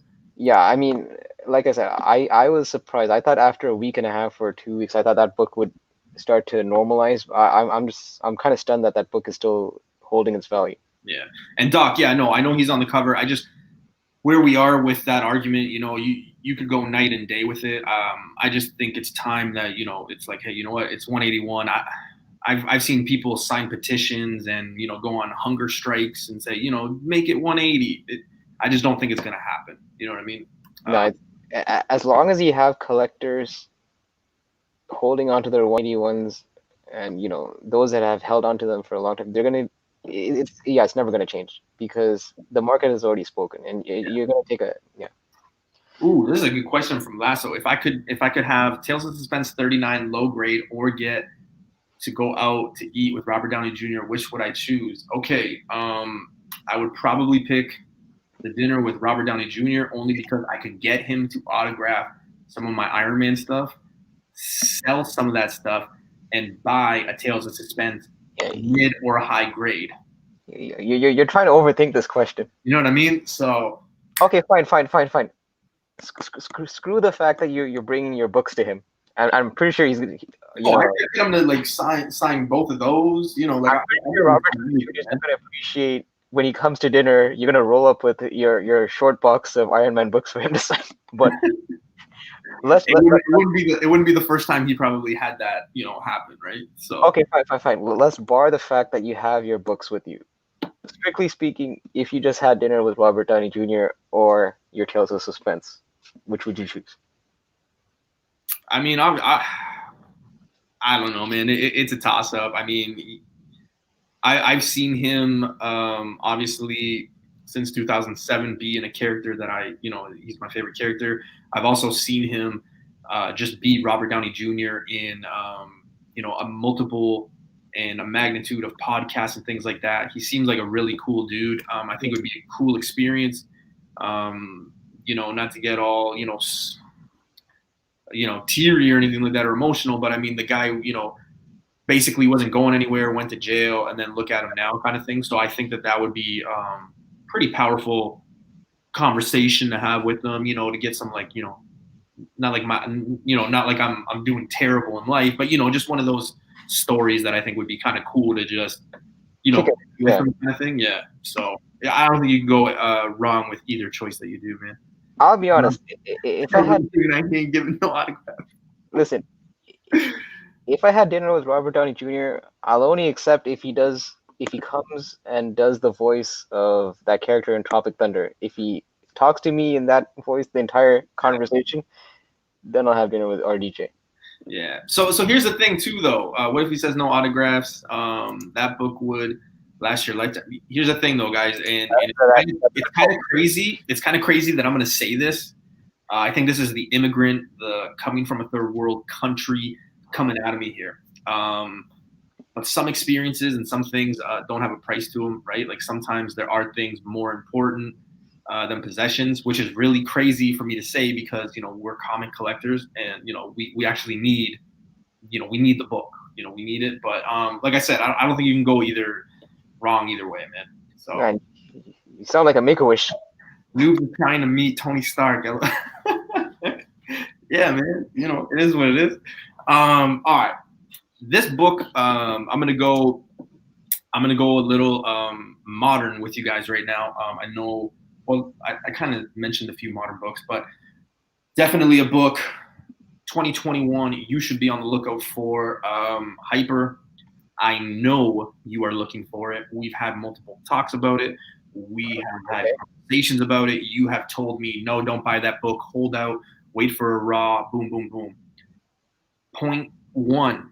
And I actually put it on my Instagram because I had a poll. I wanted to kind of get people's information. And, sometimes it is nice to, obviously I go with my gut on what I'm thinking, but, sometimes, again, it is nice to get other people's opinion. But point one, Sam Alexander, the Nova, we've talked about it. They talk about Miles Morales. They talk about Kamala Khan. They talk about Riri. What's the one that they're not talking about? It's a team. They're not talking about Nova. Now, we've made a lot of interesting, remarks, and we've had some conversations about, okay, well, maybe they're not talking about it because they're not going to pass over Richard Rider, and maybe the same will come a little bit later. I totally agree with you. But then that makes that book even more desirable and better for you to go get right now. A 9.6 is going to bring you up to 260 Canadian, a 9.6 graded. It's not crazy, but it's also in that ballpark of 300. And what I mean by that is you're kind of getting into that Nova 1 Richard Rider. You're getting into that price range of Fantastic Four 66, 67. You're getting into that price range of Fantastic Four 45. You're also getting into basically half of or close to, Fantastic Four 52, Black Panther. So those are some of the things that I do when I start looking at buying a book.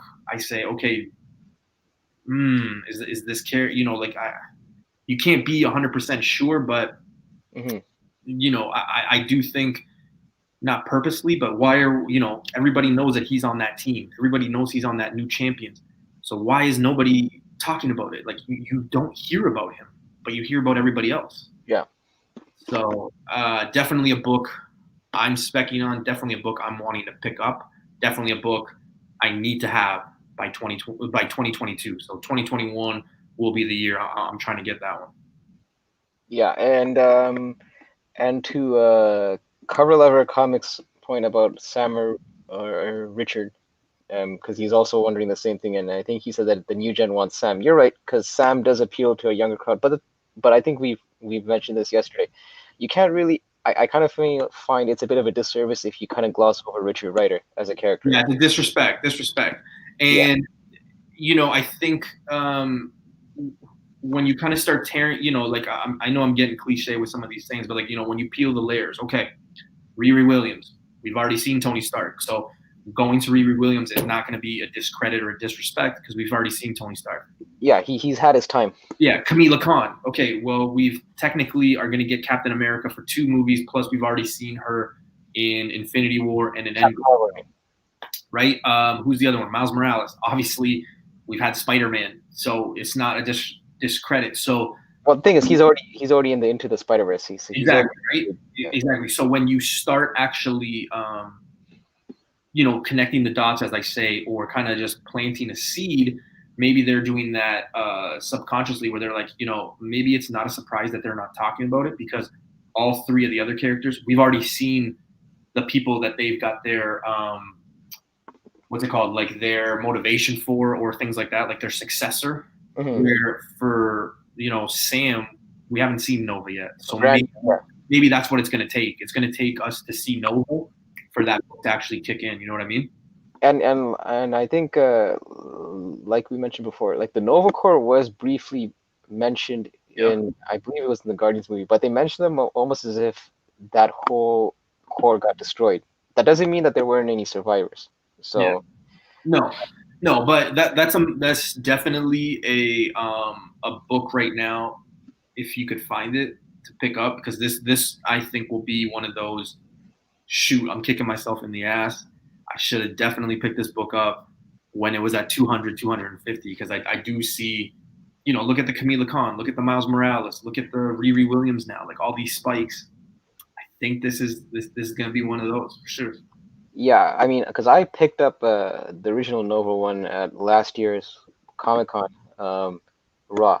I don't have the point one yet, but that's like on my to buy list as well. Mad respect. I personally think we will see Richard Rider to be 100%. In what capacity?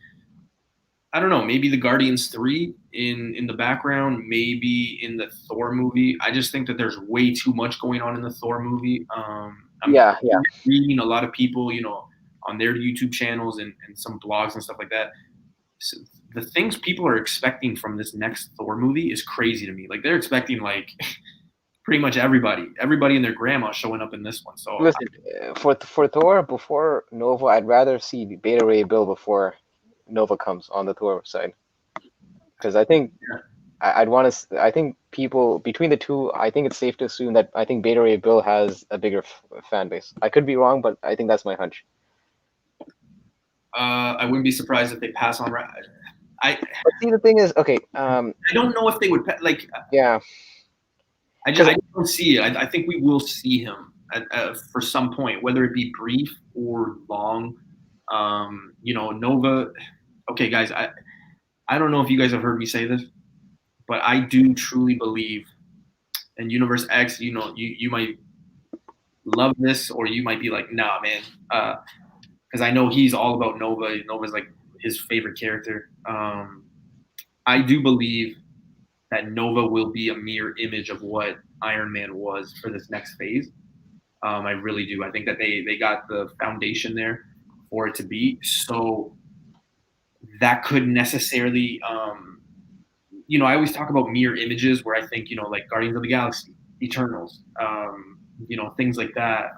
Iron Man, Nova, I do believe in that stuff. So for those reasons, when you look at, okay, Iron Man, and then Riri Williams out of nowhere now, and it's blowing up. Okay, so I do think that the same thing could be said for Sam in the future. So, and the thing is, Feige, like you notice that he likes to pay homage to a lot of the legacy properties of Marvel. If anything, the way I would look at it, it would be more of a passing of the torch. I would say that Richard Rider would be introduced, and it's almost like they would use him to kind of shoehorn Sam Alexander into. Let's point a chat, point and laugh. Let's make comments. You messed up something. Let's point and laugh. Let's go. I'm just trying to take some of the heat off you, man. Jeez. But, yeah, man. I mean, I feel like I don't think they'll completely abandon Richard Rider as a character. I believe he will come, but I think that Sam Alexander is where the future lies. So it would be more like, I think Richard Rider would be more of a vehicle to introduce Sam Alexander. So the other thing too with Nova, and this is why I think Sam over because comic lovers cover lover cover lover comics CLC, I'll call you. He's saying the young female Nova from Secret Wars. Marvel skips Sam calling it now. Here's the thing. They already have like a big presence with women and things like that, which is not a bad thing. I have 5 sisters, so preach, women power, whatever. But I do think that they're going to have some roles that they're actually going to skip the male and go to the female. You guys have heard me talk about, and Hyper, I know you've heard me talk about it, but I've been talking about Quasar. I don't think they're going the Wendell Vaughn. I think they're going the Avril Kincaid Yeah. route. I think that one will be female. I really do think that just let's just look at champions for a second. You got Miss Marvel, Mm-hmm. Riri, woman, Miles, obviously a man. I have a hard time thinking that they'll do like 3 or 4 women. And you know what? Let's just throw this name out there because I have a feeling she may also show up, Viv Vision, if she shows up in the Vision series. Ooh, yeah, which I think they do, because didn't they just show that scene where she's like pregnant or whatever, like she hits the counter and something falls? Yeah, but we don't know if that's technically Viv, right? Or it could be someone else. But I mean, yeah, it could be. I mean, Raptors are the future to Darkhawk. Darkhawk, that's gaining a lot of. that's getting a lot of buzz, and I know people are always dissing that book because No, the only reason I diss Darkhawk is because I've passed it up so many times at a cheap price. Where I'm like, oh man, if I would have known it would have got to like $200, I would have picked it up. That's a book that you would readily see at cons everywhere.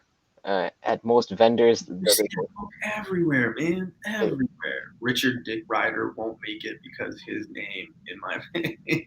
Yeah, they're definitely gonna have to work on the marketing on that name for sure. But yeah, I mean, I hope his name isn't the only reason that they take him out of the MCU. Because I mean, yeah. But yeah, that's definitely a book. I'm thinking again, guys. It's just our opinion. Everyone's got opinion. I love the fact that we're able to talk, and you guys in the chat are giving us, your insight and things like that. Because every time we do have these discussions, I always learn from others. I'm one of those people. I like to have information from everybody and connect the dots even more. So I appreciate you guys getting in the chat, man. I really do. Okay, your turn. Before we go to your turn and you say a book, I do have this question I want to ask. I know it's a sensitive subject. Obviously, not a lot of people are talking about it, but you're absolutely right. It is huge. Me personally, I think it's still Surrey. You mean Shuri? Shuri. Yeah, and the navigation device isn't gonna run Wakanda.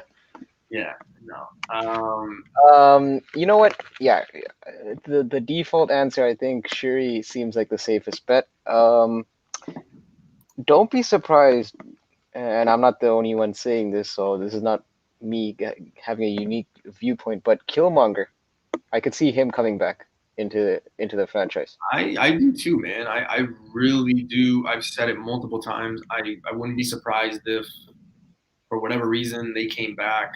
Because they could resurrect him the same way that they resurrected T'Challa back when in the first movie. Yeah, right?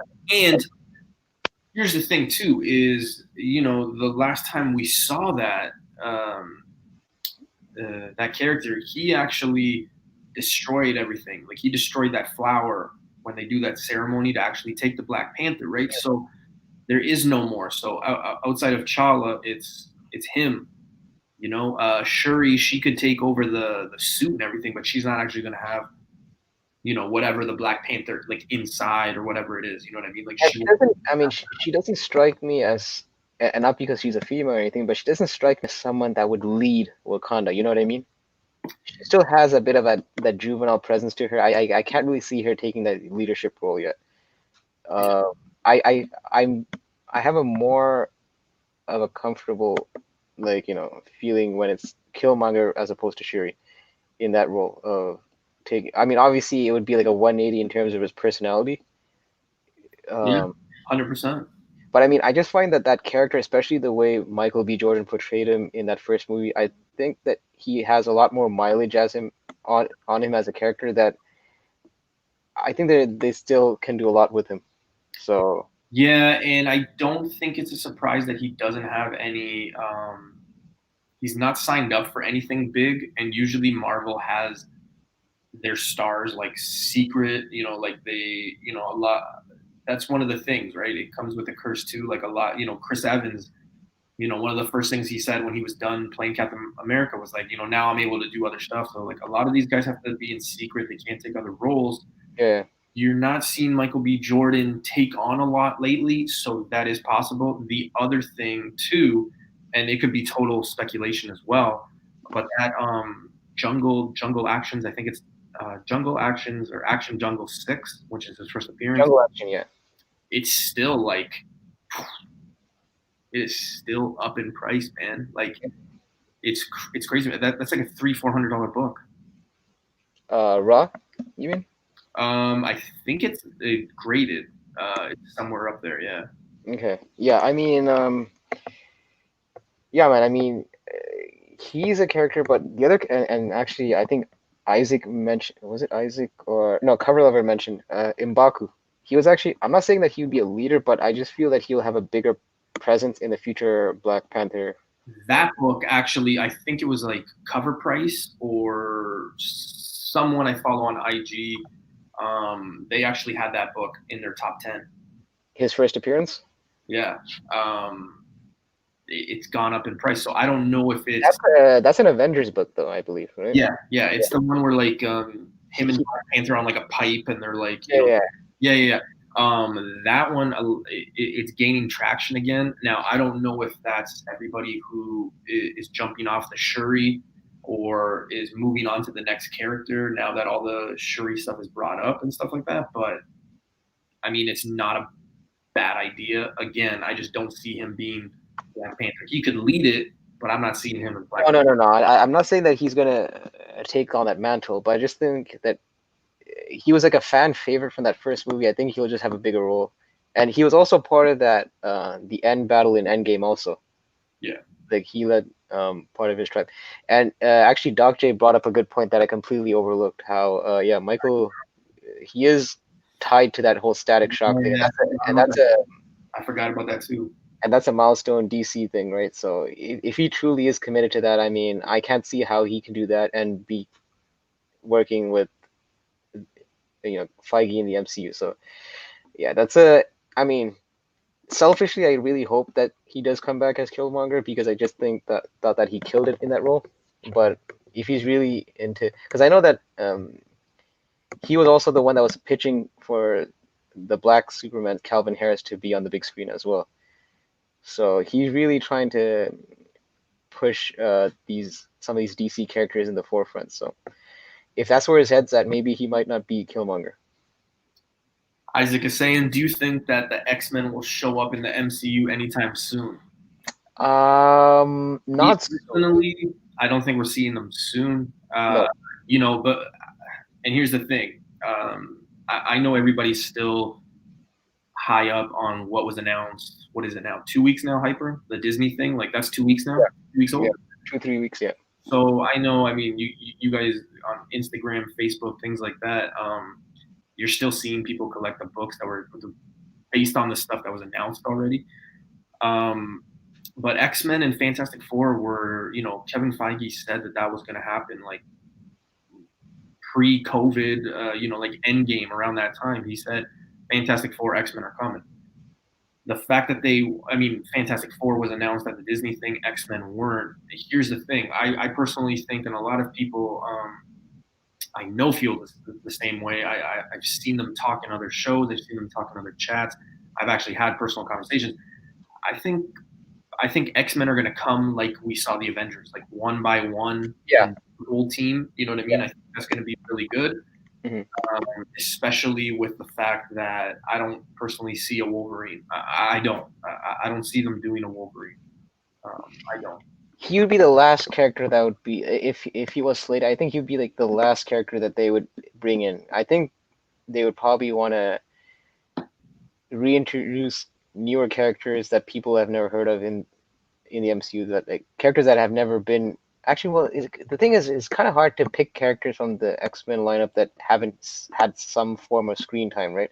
Because I'm actually thinking off the top of my head some of the characters, and they actually did share a bit. Like I was thinking of like Emma Frost, and I forgot Emma Frost was in First Class, and and then even Azazel, Archangel's not Archangel,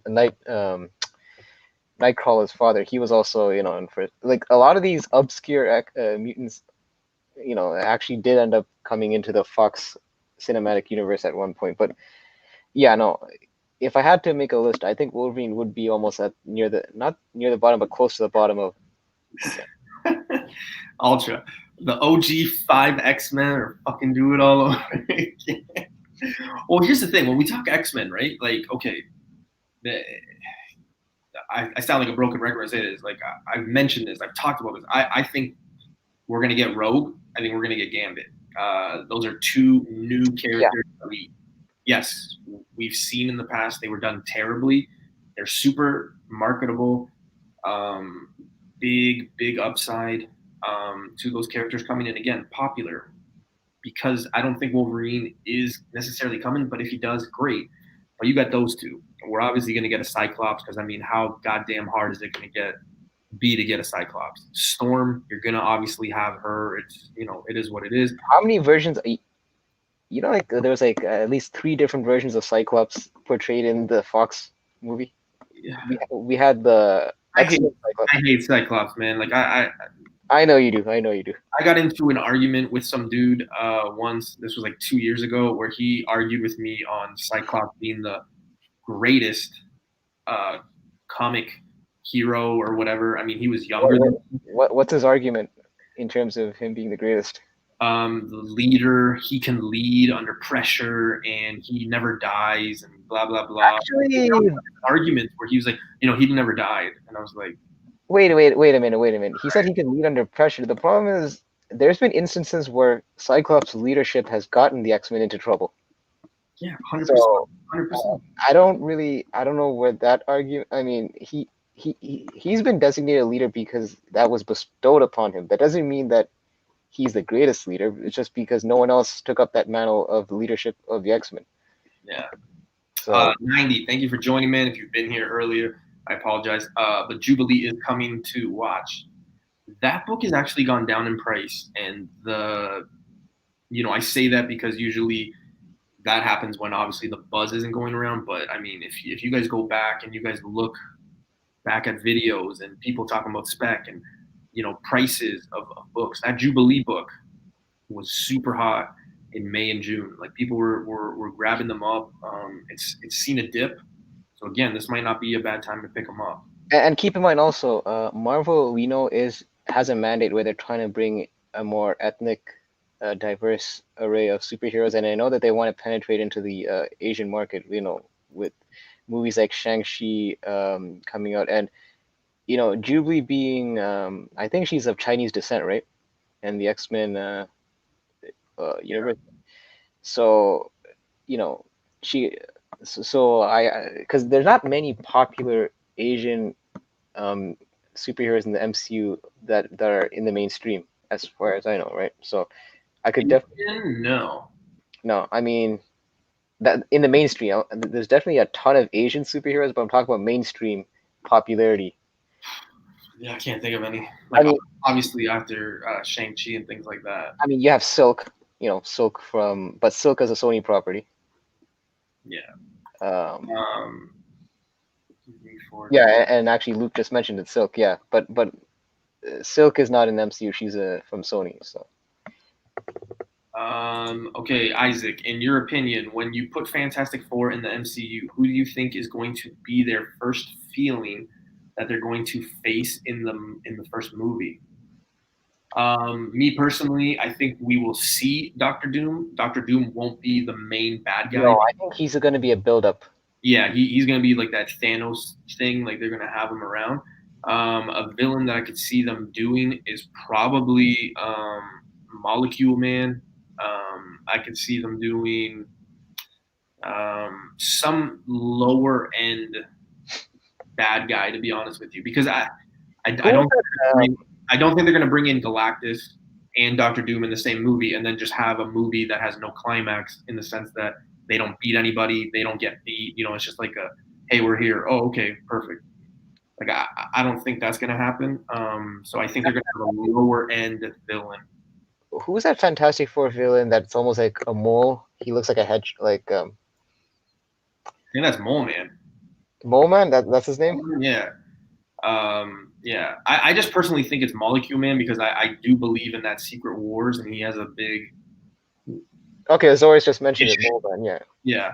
Yeah. He's got a big storyline to do with that. So I could see that. A Nihilist, I could totally see a Nihilist showing up too. But you guys know how I feel about that book. I picked that book up too.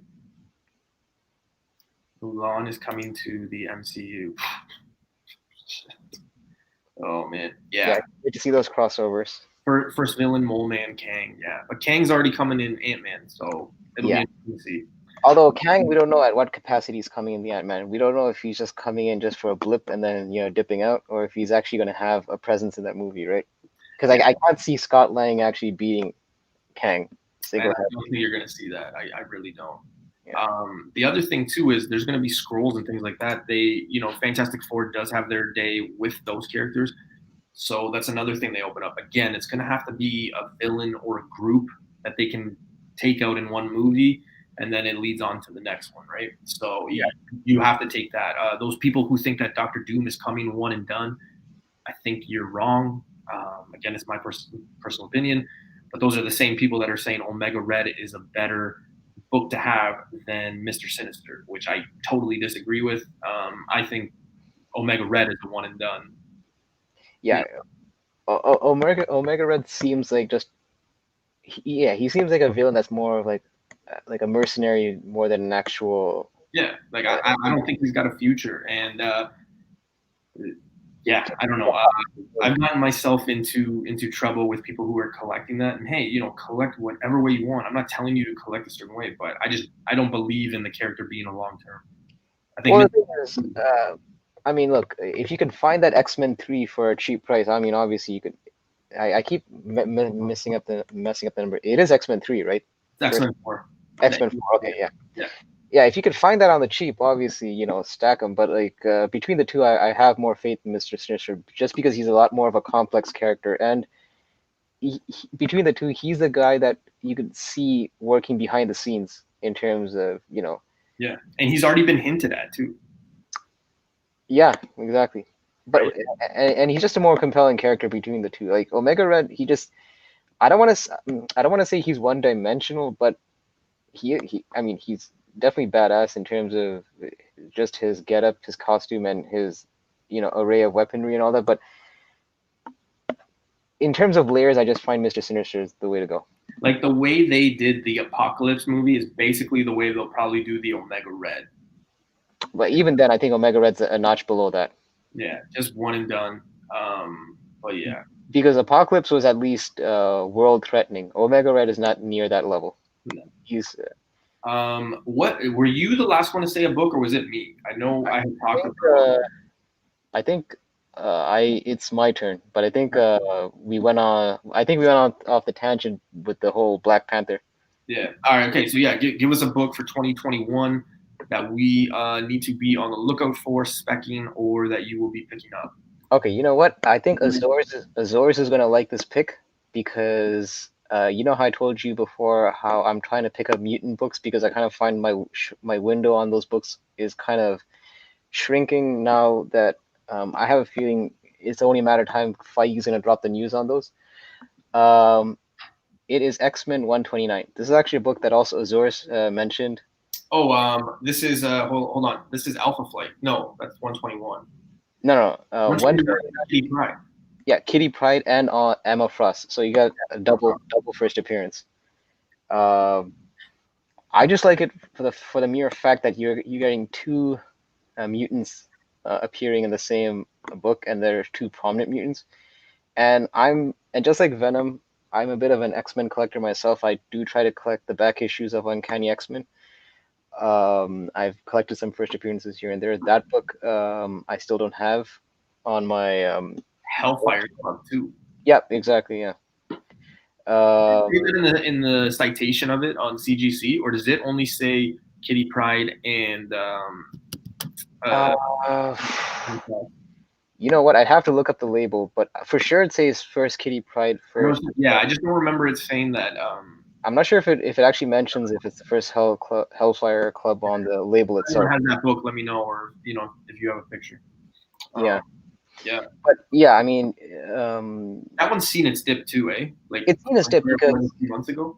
Yeah, because also those characters we've already seen them done in the movies, and there's no news about either of those two coming up. But again, I'm just like I've always been a fan of the X-Men. Like in terms of my favorite factions growing up, before there was an Avengers, before there was a Justice League, Fantastic Four, the X-Men were my OG, favorite team. And I kind of have like the whole Jim Lee's '90s X-Men cartoon to thank for that. That was actually, I would say that's almost like my intro into comics, watching that animated series. So I've always had a soft spot for mutants and X-Men. That's why I was super happy when Feige did not hint at mutants at all in his investor call.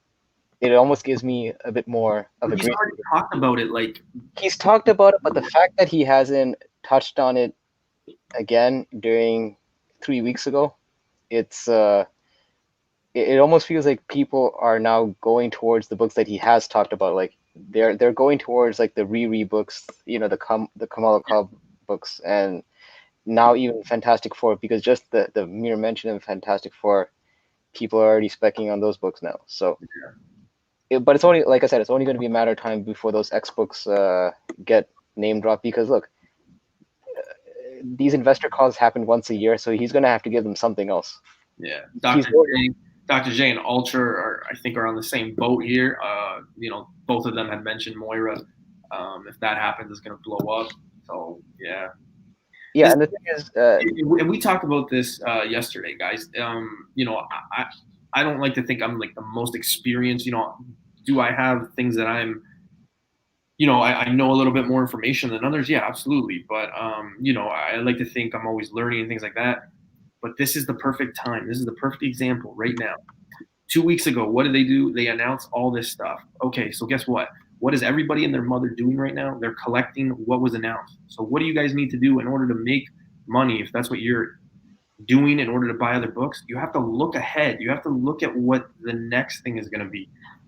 This is where you start. This is now until they announce the next thing. This is where you need to make that research, read the books, because this is where we were 5 years ago before they announced the other stuff, right? So like you have to look at it that way.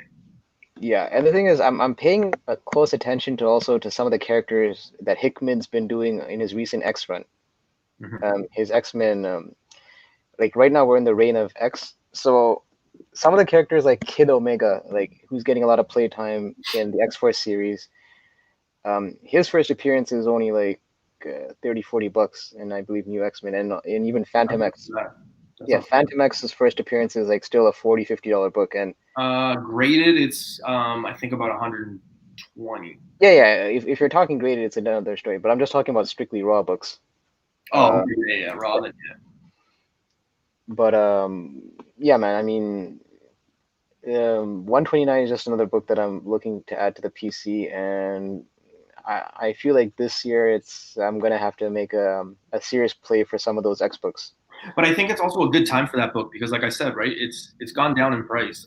Exactly. It's not as hot as it was, say, a few months ago, right? So, all right, yeah, that's not a bad book, man. And again, the thing that I've always said is, you look at the Avengers, you look at the Fantastic Four, you look at X-Men. What do these titles have? Crazy run, crazy character. Like X-Men has so many goddamn characters that show up. It seems like every issue almost is a major fight or a major appearance. So, and don't also sleep on the minor, the minor appearances. they got some value too. You never know. Next book I'm going to talk about is actually Champions #1, but it's that variant. It is, I believe, it's the 1 in 50. You guys know I picked up Champions 1, like the newer, not the 19. You talking about the Peach Momoko one? No, I've got a picture. My phone's dying, so I don't know if it's the Peach Momoko. I'd have to look, but it's not like the 1975 Champions. Obviously, it's the newer one. This book, I mean, even the cover A for it, I've talked to you guys about it. I found 2 copies in the dollar bin. I do think that this team is something that we will see in the future. I know it's super modern and super cheap, but this is, again, something that you probably want to be on the jump about. I mean, you guys already heard us talking about Sam Alexander, Riri's coming, Khan is here, Miles, all this stuff. It just lines up, man. It just lines up. Ultra, let me find out. Like I said, I'm sorry, my phone might die here. But if it's the current series, the 1 in 50 is the Peach Momoko. You're talking about the one where like all the characters are split faced, right? No. It's a variant edition, #1, Champions. It is the 2016 to 2019 series. The second series. Series. Yeah. It is, I don't know if you guys can see. Yeah, that one right there. Don't know if that does it any justice, but yeah, that one. Somewhat. Yeah, okay. I can start it. Yeah. Okay, so it's not the current series I was thinking about. No, but that one is a little tricky to find, low print run, things like that. In today's world, today's collecting, that is a really hard one to find. But again, that's as everybody is still on what was announced 2 weeks ago, I'm trying to get ahead of the curve. I really do think Champions and all these characters that go with it are. There's still some Miles books, Camila Khan, Riri books that people are sleeping on.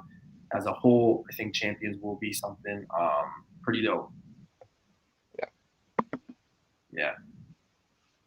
Mark Brooks, percentage qualifier, and an Ultra Maximus spec Matrix hit. Okay. Got it based on Ultra Maximus. Yeah, okay. Oh, so he talked about it on his. Okay. I got you. Yeah, had to order 200%. Wow. Okay. Cool. That's crazy. Yeah, I really do believe in Champions, man. I do feel that some iteration of Champions is going to come to the MCU, and I don't think it's a coincidence that they dropped Kamala Khan and Riri Williams on the same investor call. Yeah, I don't. I really don't. And like you mentioned from your previous pick, it's only a matter of time before Sam Alexander also makes his way into the fold. So I could definitely see that team coming in. Nadia Pym. Where have I seen this name recently? I think I've seen this name recently. Wasn't she that free comic book day issue of Civil War too, with Apocalypse in the front? I would have to Google it or check it somewhere, but yeah. And Joel is right. If this is the first time seeing Ultra in the chat or talking or hearing him speak some knowledge, please make sure you guys go check out Drunken Chat. Time to time, I do stop in. Mel is a great guy, great group of guys. Sometimes ladies too. I want to give them their respect. That man, they have a hoot. The only thing is, if you're on the East Coast, they do start at like 12:30. Damn, yeah. So they do go pretty late. So sometimes, newbie here has to, cut it off around like 2:30, 3 a.m. because I need some sleep. But yeah, make sure you guys go check them out because Ultra, Lucas, even Mel, they got some crazy spec news. They talk about books no one is talking about.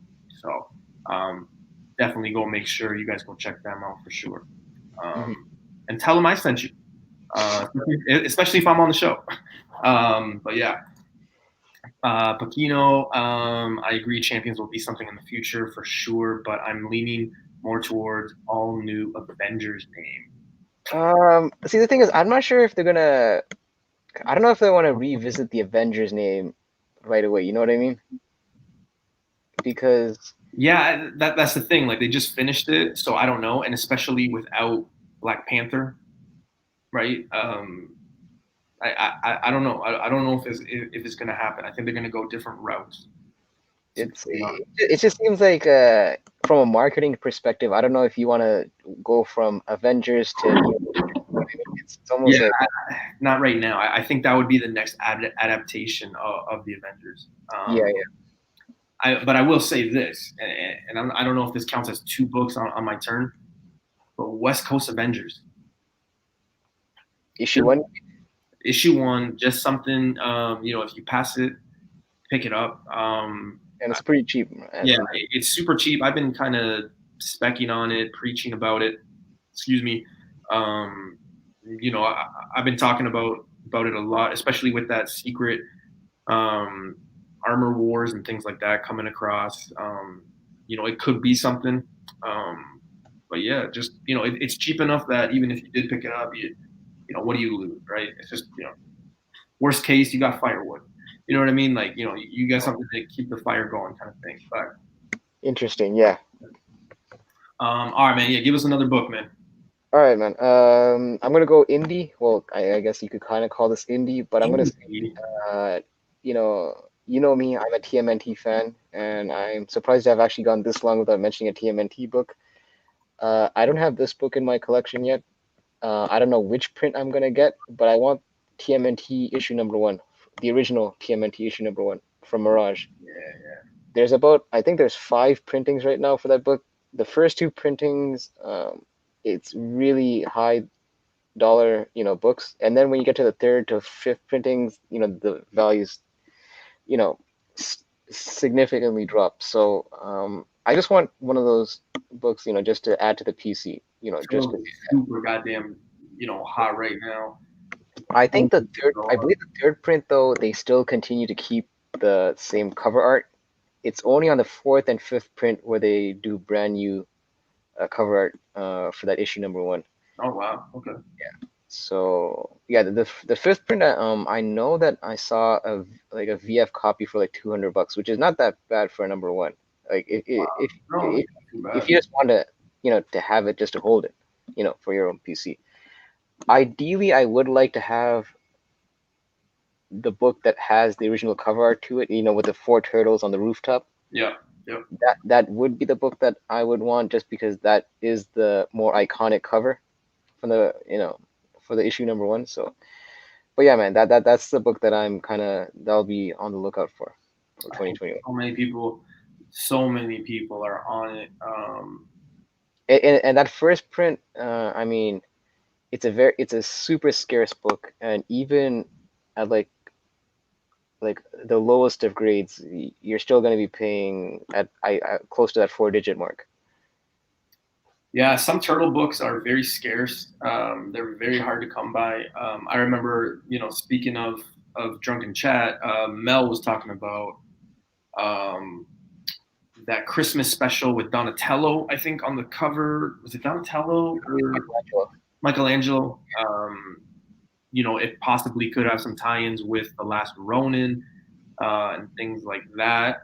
That's a ghost book. That's a very hard book to find, but that's the first place I heard about it. That's the first place a lot of people heard about it. So again, if you want to have some good information, definitely check them out on Friday, 12:30. I don't know if they're going on this Friday because obviously it's New Year's, but maybe next week.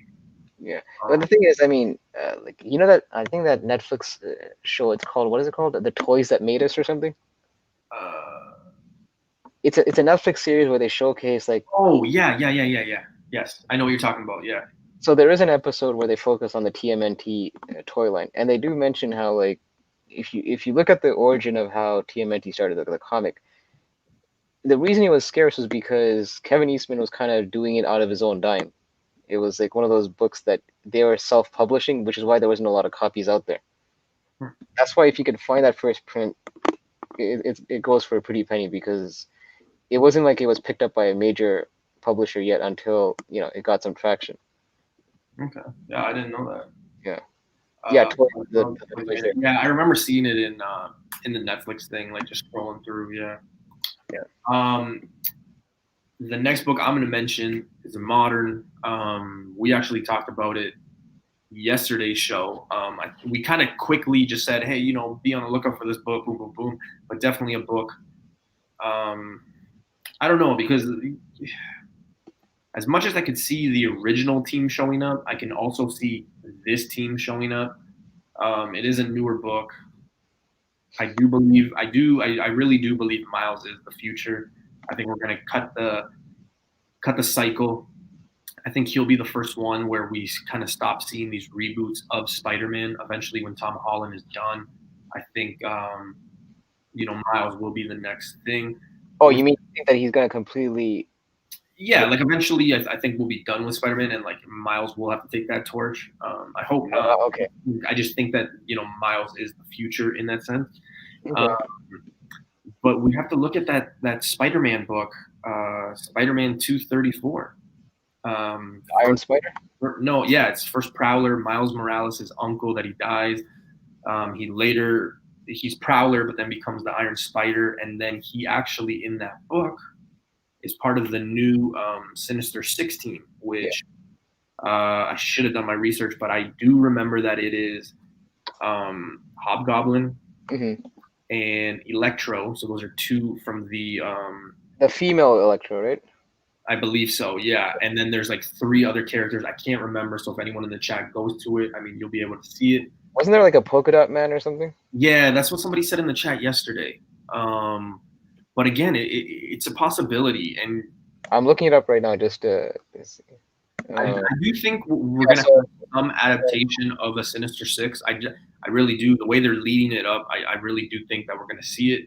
Whether we see it in the MCU with the original team or in Miles's future and his universe with the new team, definitely. But I do think that when you look at some of the storylines they could do with a Miles, I think that's perfect. Where his dead uncle comes back from the dead, maybe in a second movie or a third movie.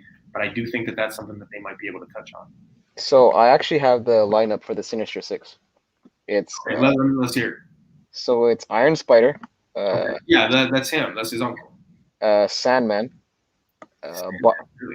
Bombshell, Spot, Electro, and Hobgoblin. Yeah. And I was looking at the covers actually for the 234. Remember how I told you there's a headshot variant? That's like the 1 in 10. Okay. And then the 1 in 25 is Iron Spider basically battling it out with Miles Morales. And then you have the scarce second print, which is that's the one that has the Sinister Six on the cover. I do think that the original Sinister Six, that's what they're getting to right now. Like with I mean, between the two, I think like with Garfield and Tobey Maguire coming back, and like the original Vulture, the original Dr. Octopus coming in. I think the Sinister Six is going to be a villain from almost all the timelines, kind of thing, and that's how it's going to work in that sense. But when I start thinking about like Miles and things like that, I could totally see them going that route. It is a cheap book as well, so I mean, I'm okay taking a chance on that book. Not the second print though. The first print, the first print is what you want. But again, if you guys go back to I think my second video that I ever did, like I talked about some of my grails. It was a terrible video. It's an early newbie video, but I talked about my grails. A Sinister Six, the Spider-Man Annual 1. That's been a grail of mine for a very long time. The thing that has always kind of pushed me away from buying that book is the fact that and I know I'm going to get backlash here. Not backlash, but like I know there's some villains that this doesn't apply to, but usually it's heroes over villains, right? And that's a very pricey book too. It's like $1,600 for like a 2.0, I think, or a 1 maybe, or a 0.5, somewhere around there. I don't know. I don't know if it's that high for a 2.0. Yeah, it's pretty pricey. I think I have one watching on eBay, or eBay as I like to call it. I think it's a 2.0 and it's like $1,600. And it's a thick book, right? Because it's an annual. Yeah, I think AJ Collectibles in I think they're located in Nevada. Mm. Um, he's the one selling it. So Yeah, yeah, I mean, between the two, I do agree that the original Sinister Six would resonate more with fans because, yeah, like that lineup that I just gave you right now for the Miles Sinister Six. yeah. It doesn't really. I'll be honest, I probably know half those characters in that lineup.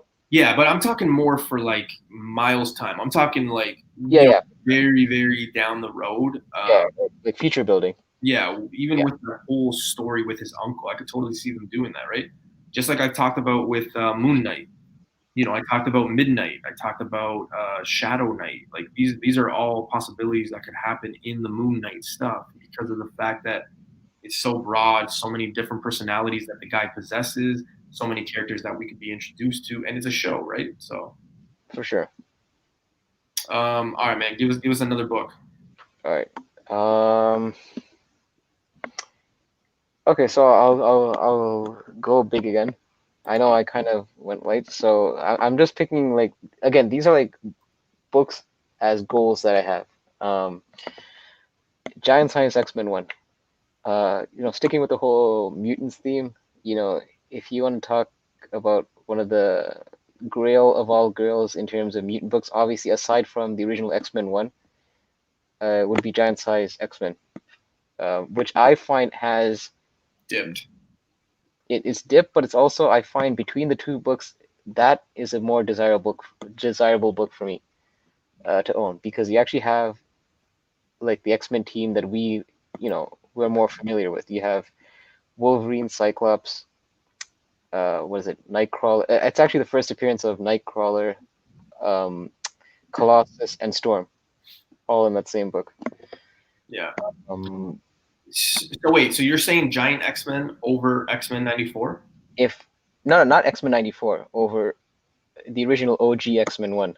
Okay. Yeah. Don't forget that's Iceman as well. You got Iceman, Magneto. Like those are that first appearance too. Yeah, yeah, That's a but big ass book. but that's a lot more of a pricier book, and I kind of find, but I like the Giant Size X-Men book a bit better just because it has like the costumes that are much more in line with what we're used to seeing in the current lineup. Yeah, and not to mention, I think X-Men 94 too. That's like okay, if you own it, great. I think that's one like it's an ugly cover. Like, X-Men one, yeah, because I it's mean, like the most appealing cover. well, I mean, look at Beast. That's nowhere what you see. Like Beast is not the Beast. When, for the longest time, when I would see that, I would always think of Craven the Hunter. Like I always just imagined For which one? The 94, X-Men 94. Oh, okay, yeah. Yeah, like for whatever reason, I always like every time I see that book, that's what I think about always. I mean, X-Men 94 is definitely another key book to own, but just in terms of like key appearances, I just like that Giant Size, a lot Yeah, more. it I mean, you can't go wrong with either book. But yeah, once the X-Men team, whatever team we end up getting, I mean, I think those books are going to spike again. Oh, for sure. I mean, and Hickman also is bringing X-Men back into popularity again because for a while the X-Men books, especially when it was under the Fox umbrella, you would have noticed that X-Men comics weren't that prevalent in the publishing side.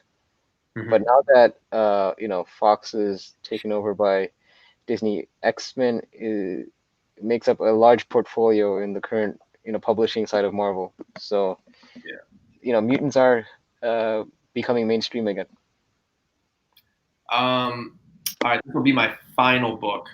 Um, Definitely, again, another book that I own, but I do see a huge upside in it. It is a book that is low in price right now. Um, there are a lot of different ways you can go about this book just because the character shows up as a baby. But this is Fantastic Four Annual number 6. It is again the first appearance of Annihilus, the first appearance of Franklin Richards. Oh, you have that book? Yeah, I got it in a 5.5. Okay, so you're trying to get the upgrade. Okay. Yeah, I got it with things that I preach to you guys about. Buy them when they're low. Buy them when no one's talking about it. I literally got it for a steal, and mine is a 5.5. It's again 2 first appearances, 2 big villains. I know what I said about heroes over villains and things like that, but Franklin Richards, I think, is going to have a very long-lasting future, and I think that this book is one of those books. Obviously, raw, you should be stacking it if you come across it. I've come across a couple 1.8s, 2.0s of guys selling that book, and I've picked up 1 or 2. I think, yeah, and I flipped them just because I do have my graded copy, but it is a book you definitely want to grab. You definitely want to pick up. If Ultra's still here, he did a video. He does PowerPoints. He's got a lot of information, but he actually did one where he's talking about Franklin Richards in all stages. So like when he's like a teenager, when he is an adult, when he's in all that. Like those aren't bad books to get at all. I mean, you could get them for a really affordable price. But that annual number 6, that is the big book. Definitely a book I would be on the lookout for. Again, you can find this book in dollar bins, but they're going to be super low. Well, not in dollar bins. No one's going to sell you this book for $1. Yeah. But I know what you mean, like back issue bins. Yeah. Yeah, you're going to be able to find this book super low grade in some of those bins, but I mean, do your research, right? Like, look at what the book is selling for. Look at what they're going for, even at a low price. You know what I mean? Flicks and comments. Hey, what's going on? What's up? Yeah. So yeah, that's definitely a book, and I talked about it in that video that I did. Keys that are going down in price and things like that. It's again another book I really believe. And also, there's been some buzz also that Annihilus himself might appear in the MCU, right, as a possible villain for Fantastic Four. So it's almost like a double first appearance. The mutant poser, according to the new. Yeah. Yeah. Yeah. I think that was the current Fantastic Four run. Yeah. Yeah. Yeah. But the thing is, like, I don't think many people are reading the current Fantastic Four series, so most people. No, I think that's one of the things that's really helped it is the conversation is that not a lot of people are reading this, so I think it kind of went under the rug. Yeah. But yeah, I think that it is something that should be brought up to light, and people should know about. I think I actually had the panel of it a few weeks ago. It was actually the issue that came before the current issue right now. I think it was issue number 27 where. Yes. Yeah.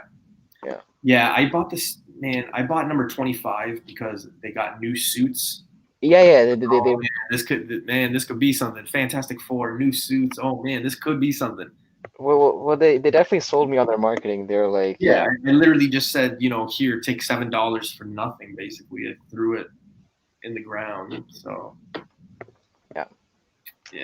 All right, Hyper, give us the last book to look forward to in 2021. Whether you're buying it, spec that we should be looking for, or something that you believe in for 2021. Okay, so I'm going to shift away from mutants and go into another property that's coming to the MCU, Werewolf by Night 32. First appearance of Moon Knight. We know that he's coming now. Despite what a lot of people think, it's not been confirmed that Oscar Isaac is going to be cast in that role. No, I think it's just heavily rumored. I don't think it's actually been confirmed yet. I thought I posted something saying it was confirmed. Was it confirmed actually? Yeah, 100%. Oh, okay. So this is okay. I stand corrected. I thought it was still very much under heavy rumors. I didn't realize it was actually an actual confirmation. But you might be right. Okay. Besides that point. Oh shoot! You know what? After you say this, Yeah, we'll talk about that. Oh my god, that was terrible. But yeah, Oh go yeah, ahead. yeah. I saw the picture of that one also. But yeah, like I mentioned to you before, I'm very partial to these characters that are like anti-hero based and that have a very complicated. They're not so cookie cutter, like um, like Boy Scout good. They're not like those Cyclops or Superman kind of mold where they have a bit of a checkered past to them. That's why I kind of like characters like I told you before, like Wolverine, Punisher, Venom, and Moon Knight kind of fits in that same mold. So, although his books were already up in price even before there's any announcement that he was even in the MCU. Like for whatever reason, that book it was always a pretty pricey book, even when there's no news Yeah, I surrounding. remember years ago, like 4 years ago, that was still like a $4,000 or $5,000 book, and I was like, Yeah. wow. So I mean, again, I think I actually had an opportunity to buy that book, but again, this is one of those things where um, I was. Remember how I told you during the lockdown, I was kind of spending money on exclusives and all that, especially with the whole virus. This is what happens, man. When you start putting your funds on books that you're not supposed to, you don't have the the budget to buy books that you actually want. I actually had to miss out on the Moon Knight because I think I went too heavy on the virus spec over the summer. So again, like these are mistakes that you make and you move on from. But um but yeah, so Moon Knight would be the book that I'm specking not specking on, but I'm looking into buying. And yeah, don't tell me you actually have it. No, no, no, no. Okay. Speaking of Oh, shit, okay, for I'm sure. just gonna casually pull it out. This book has actually seen 136% increase in sales, and I think it's because most people can't afford that werewolf number 32. Also, in a lot of people's opinion, mine included, I think this is the better buy than that Marvel Premiere 28, I believe it is. Wait. This is the better book to have out of those two. Oh yeah, his Yeah, first. this one's seen in Jump. I think I paid, and again, this is a 9.4, so you know how I feel about that. But this one I think cost me $86 all in. Yeah, that's not bad. So not a bad deal. Oh, we just gotta say a salute to Magic Lasso. He's dipping out. Yeah, So thanks for joining. appreciate it, man. At, at UniX, I'll sell other books in my collection before I touch my Turtles books. There's other books that I'll part with before I even get. Although, don't get me wrong, I definitely have doubles of certain Turtles books that I could definitely part with. But I'd rather go and dip into other parts of my collection before I get to that point. So, so yeah, man. Moon Knight 32. I'm not sorry, Moon Knight. Werewolf by Night 32 is my final pick. That you can't go wrong with any of the books. So I hope you guys in the chat. I love chatting with you guys, obviously, and getting your insight. They're more fun when the chat is involved, obviously. So kudos to you guys. Before we go, I do want to talk a little bit about that Spider-Man suit. A lot of people were. It's Spider-Man 62. It's like a gray, blue, and orange. It looks like somebody actually made the Yeah, joke. yeah. New York Met colors, because he's from that side of New York. Someone said he also was like Taskmaster, like the same kind of color scheme. It definitely looks weird. I don't know, man. It's not I for me. mean, It's a pass for me. Yeah, I don't but know. I'm not even sold on the Spider-Man that people sleep on with that white suit that he wears when he like is part of the Fantastic oh Five. yeah. You know But what I but mean? here's my thing. I'm wondering if that suit was created just so that we would actually talk about it, because that picture has made its round on IG on several of accounts that I Oh, yeah. follow. Yeah, So I'm yeah. wondering if, in a weird roundabout way, if this was Marvel's attempt to kind of cause a bit of buzz, be it negative or positive. But I don't think I've seen one comment where it was like positive, where people were like, "Oh, you know what? That's dope." Like all the comments I was reading, it was negative, man. It was But exactly. But guess what? We're talking about it now. I mean, it's almost like remember that hideous Wonder Woman cover, that rooster variant where she like yeah, like the artist got a lot of flack for it because he didn't draw Wonder Woman in the traditional feminine sense, and a lot of people really crapped on that cover. I can't. Maybe I've seen like it's one of those. If I Google it, I might be able to be like, See oh the yeah. picture? Yeah, it was. I think it was like the series called Wonder Woman 1984. It was like a one-off comic series. Oh god. But yeah, that cover caught a lot of controversy because the artist definitely had his own interpretation of Wonder Woman, and a lot of people didn't like it. But because of that, it caused a lot of buzz surrounding that cover, and people are actually ordering it in their shops. So sometimes, collectors are a weird bunch. Sometimes the negativity actually draws people into collecting these kind of books. Look at that Fantastic Five suit he got. Like, look at all these other. Azores knows which one I'm talking about, though. Yeah, don't be talking about my thick Wonder Woman. Hey, thick is there's nothing wrong with thick, man. That suit looks pretty cool. It looks sort of like it came from an anime. Are you talking about Well, the new one that we're talking about right now? I think he's talking about the Spidey suit. The gray one? It does kind of have an anime look to it. I mean, if you're a New York Mets fan, you probably like it. It's got that colorway. I don't know. I'm not really a fan of it. I hope I don't see that in my lifetime. Now the thing is, what's the story behind that suit? Because I didn't actually read the entire is it like a new series or is this like I someone? don't know. It's called The Amazing Spider-Man 62. Okay. I don't know if yeah, I don't know if it's issue 62 with yeah, I have no idea. I just saw the picture and Yeah. like everybody else I was, saying, yeah, that's ugly. Yeah. All I know is I saw that countless times today on my feed from different sources. So clearly, like I said, it's got people talking, right? For a kid that doesn't have a job, I mean, if he's making all these suits, what's going on, Bricks, the suit won't last. No, it won't. Son of, Why does she come on when we're about to dip out? It's almost like, does she want to take the second shift?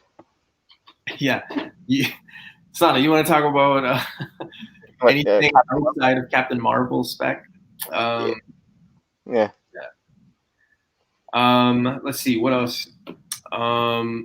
Yeah, so this is the final show of 2020. Crazy, that we actually got to the point. Yeah, I won't be doing anything until next week, probably Sunday. Sunday, I think, is the next time we go. So that's the next time you'll see me. Hyper, where are people going to see you next? I don't know if you're doing anything with spine ticks or anything like that, or anything you got going on. I mean the usual. I mean, I'll be on IG. I'll be on your show. I'll be hanging out at least in the chats on Spine Ticks. Supporting the guys there. You know, and yeah, man. I'm still kind of in the works of trying to get my own channel going. Hopefully in 2021, we'll get that off the ground. Till then, I'm gonna be basically mooching off channels like yours and Sith Lordy Spine Ticks. And yeah.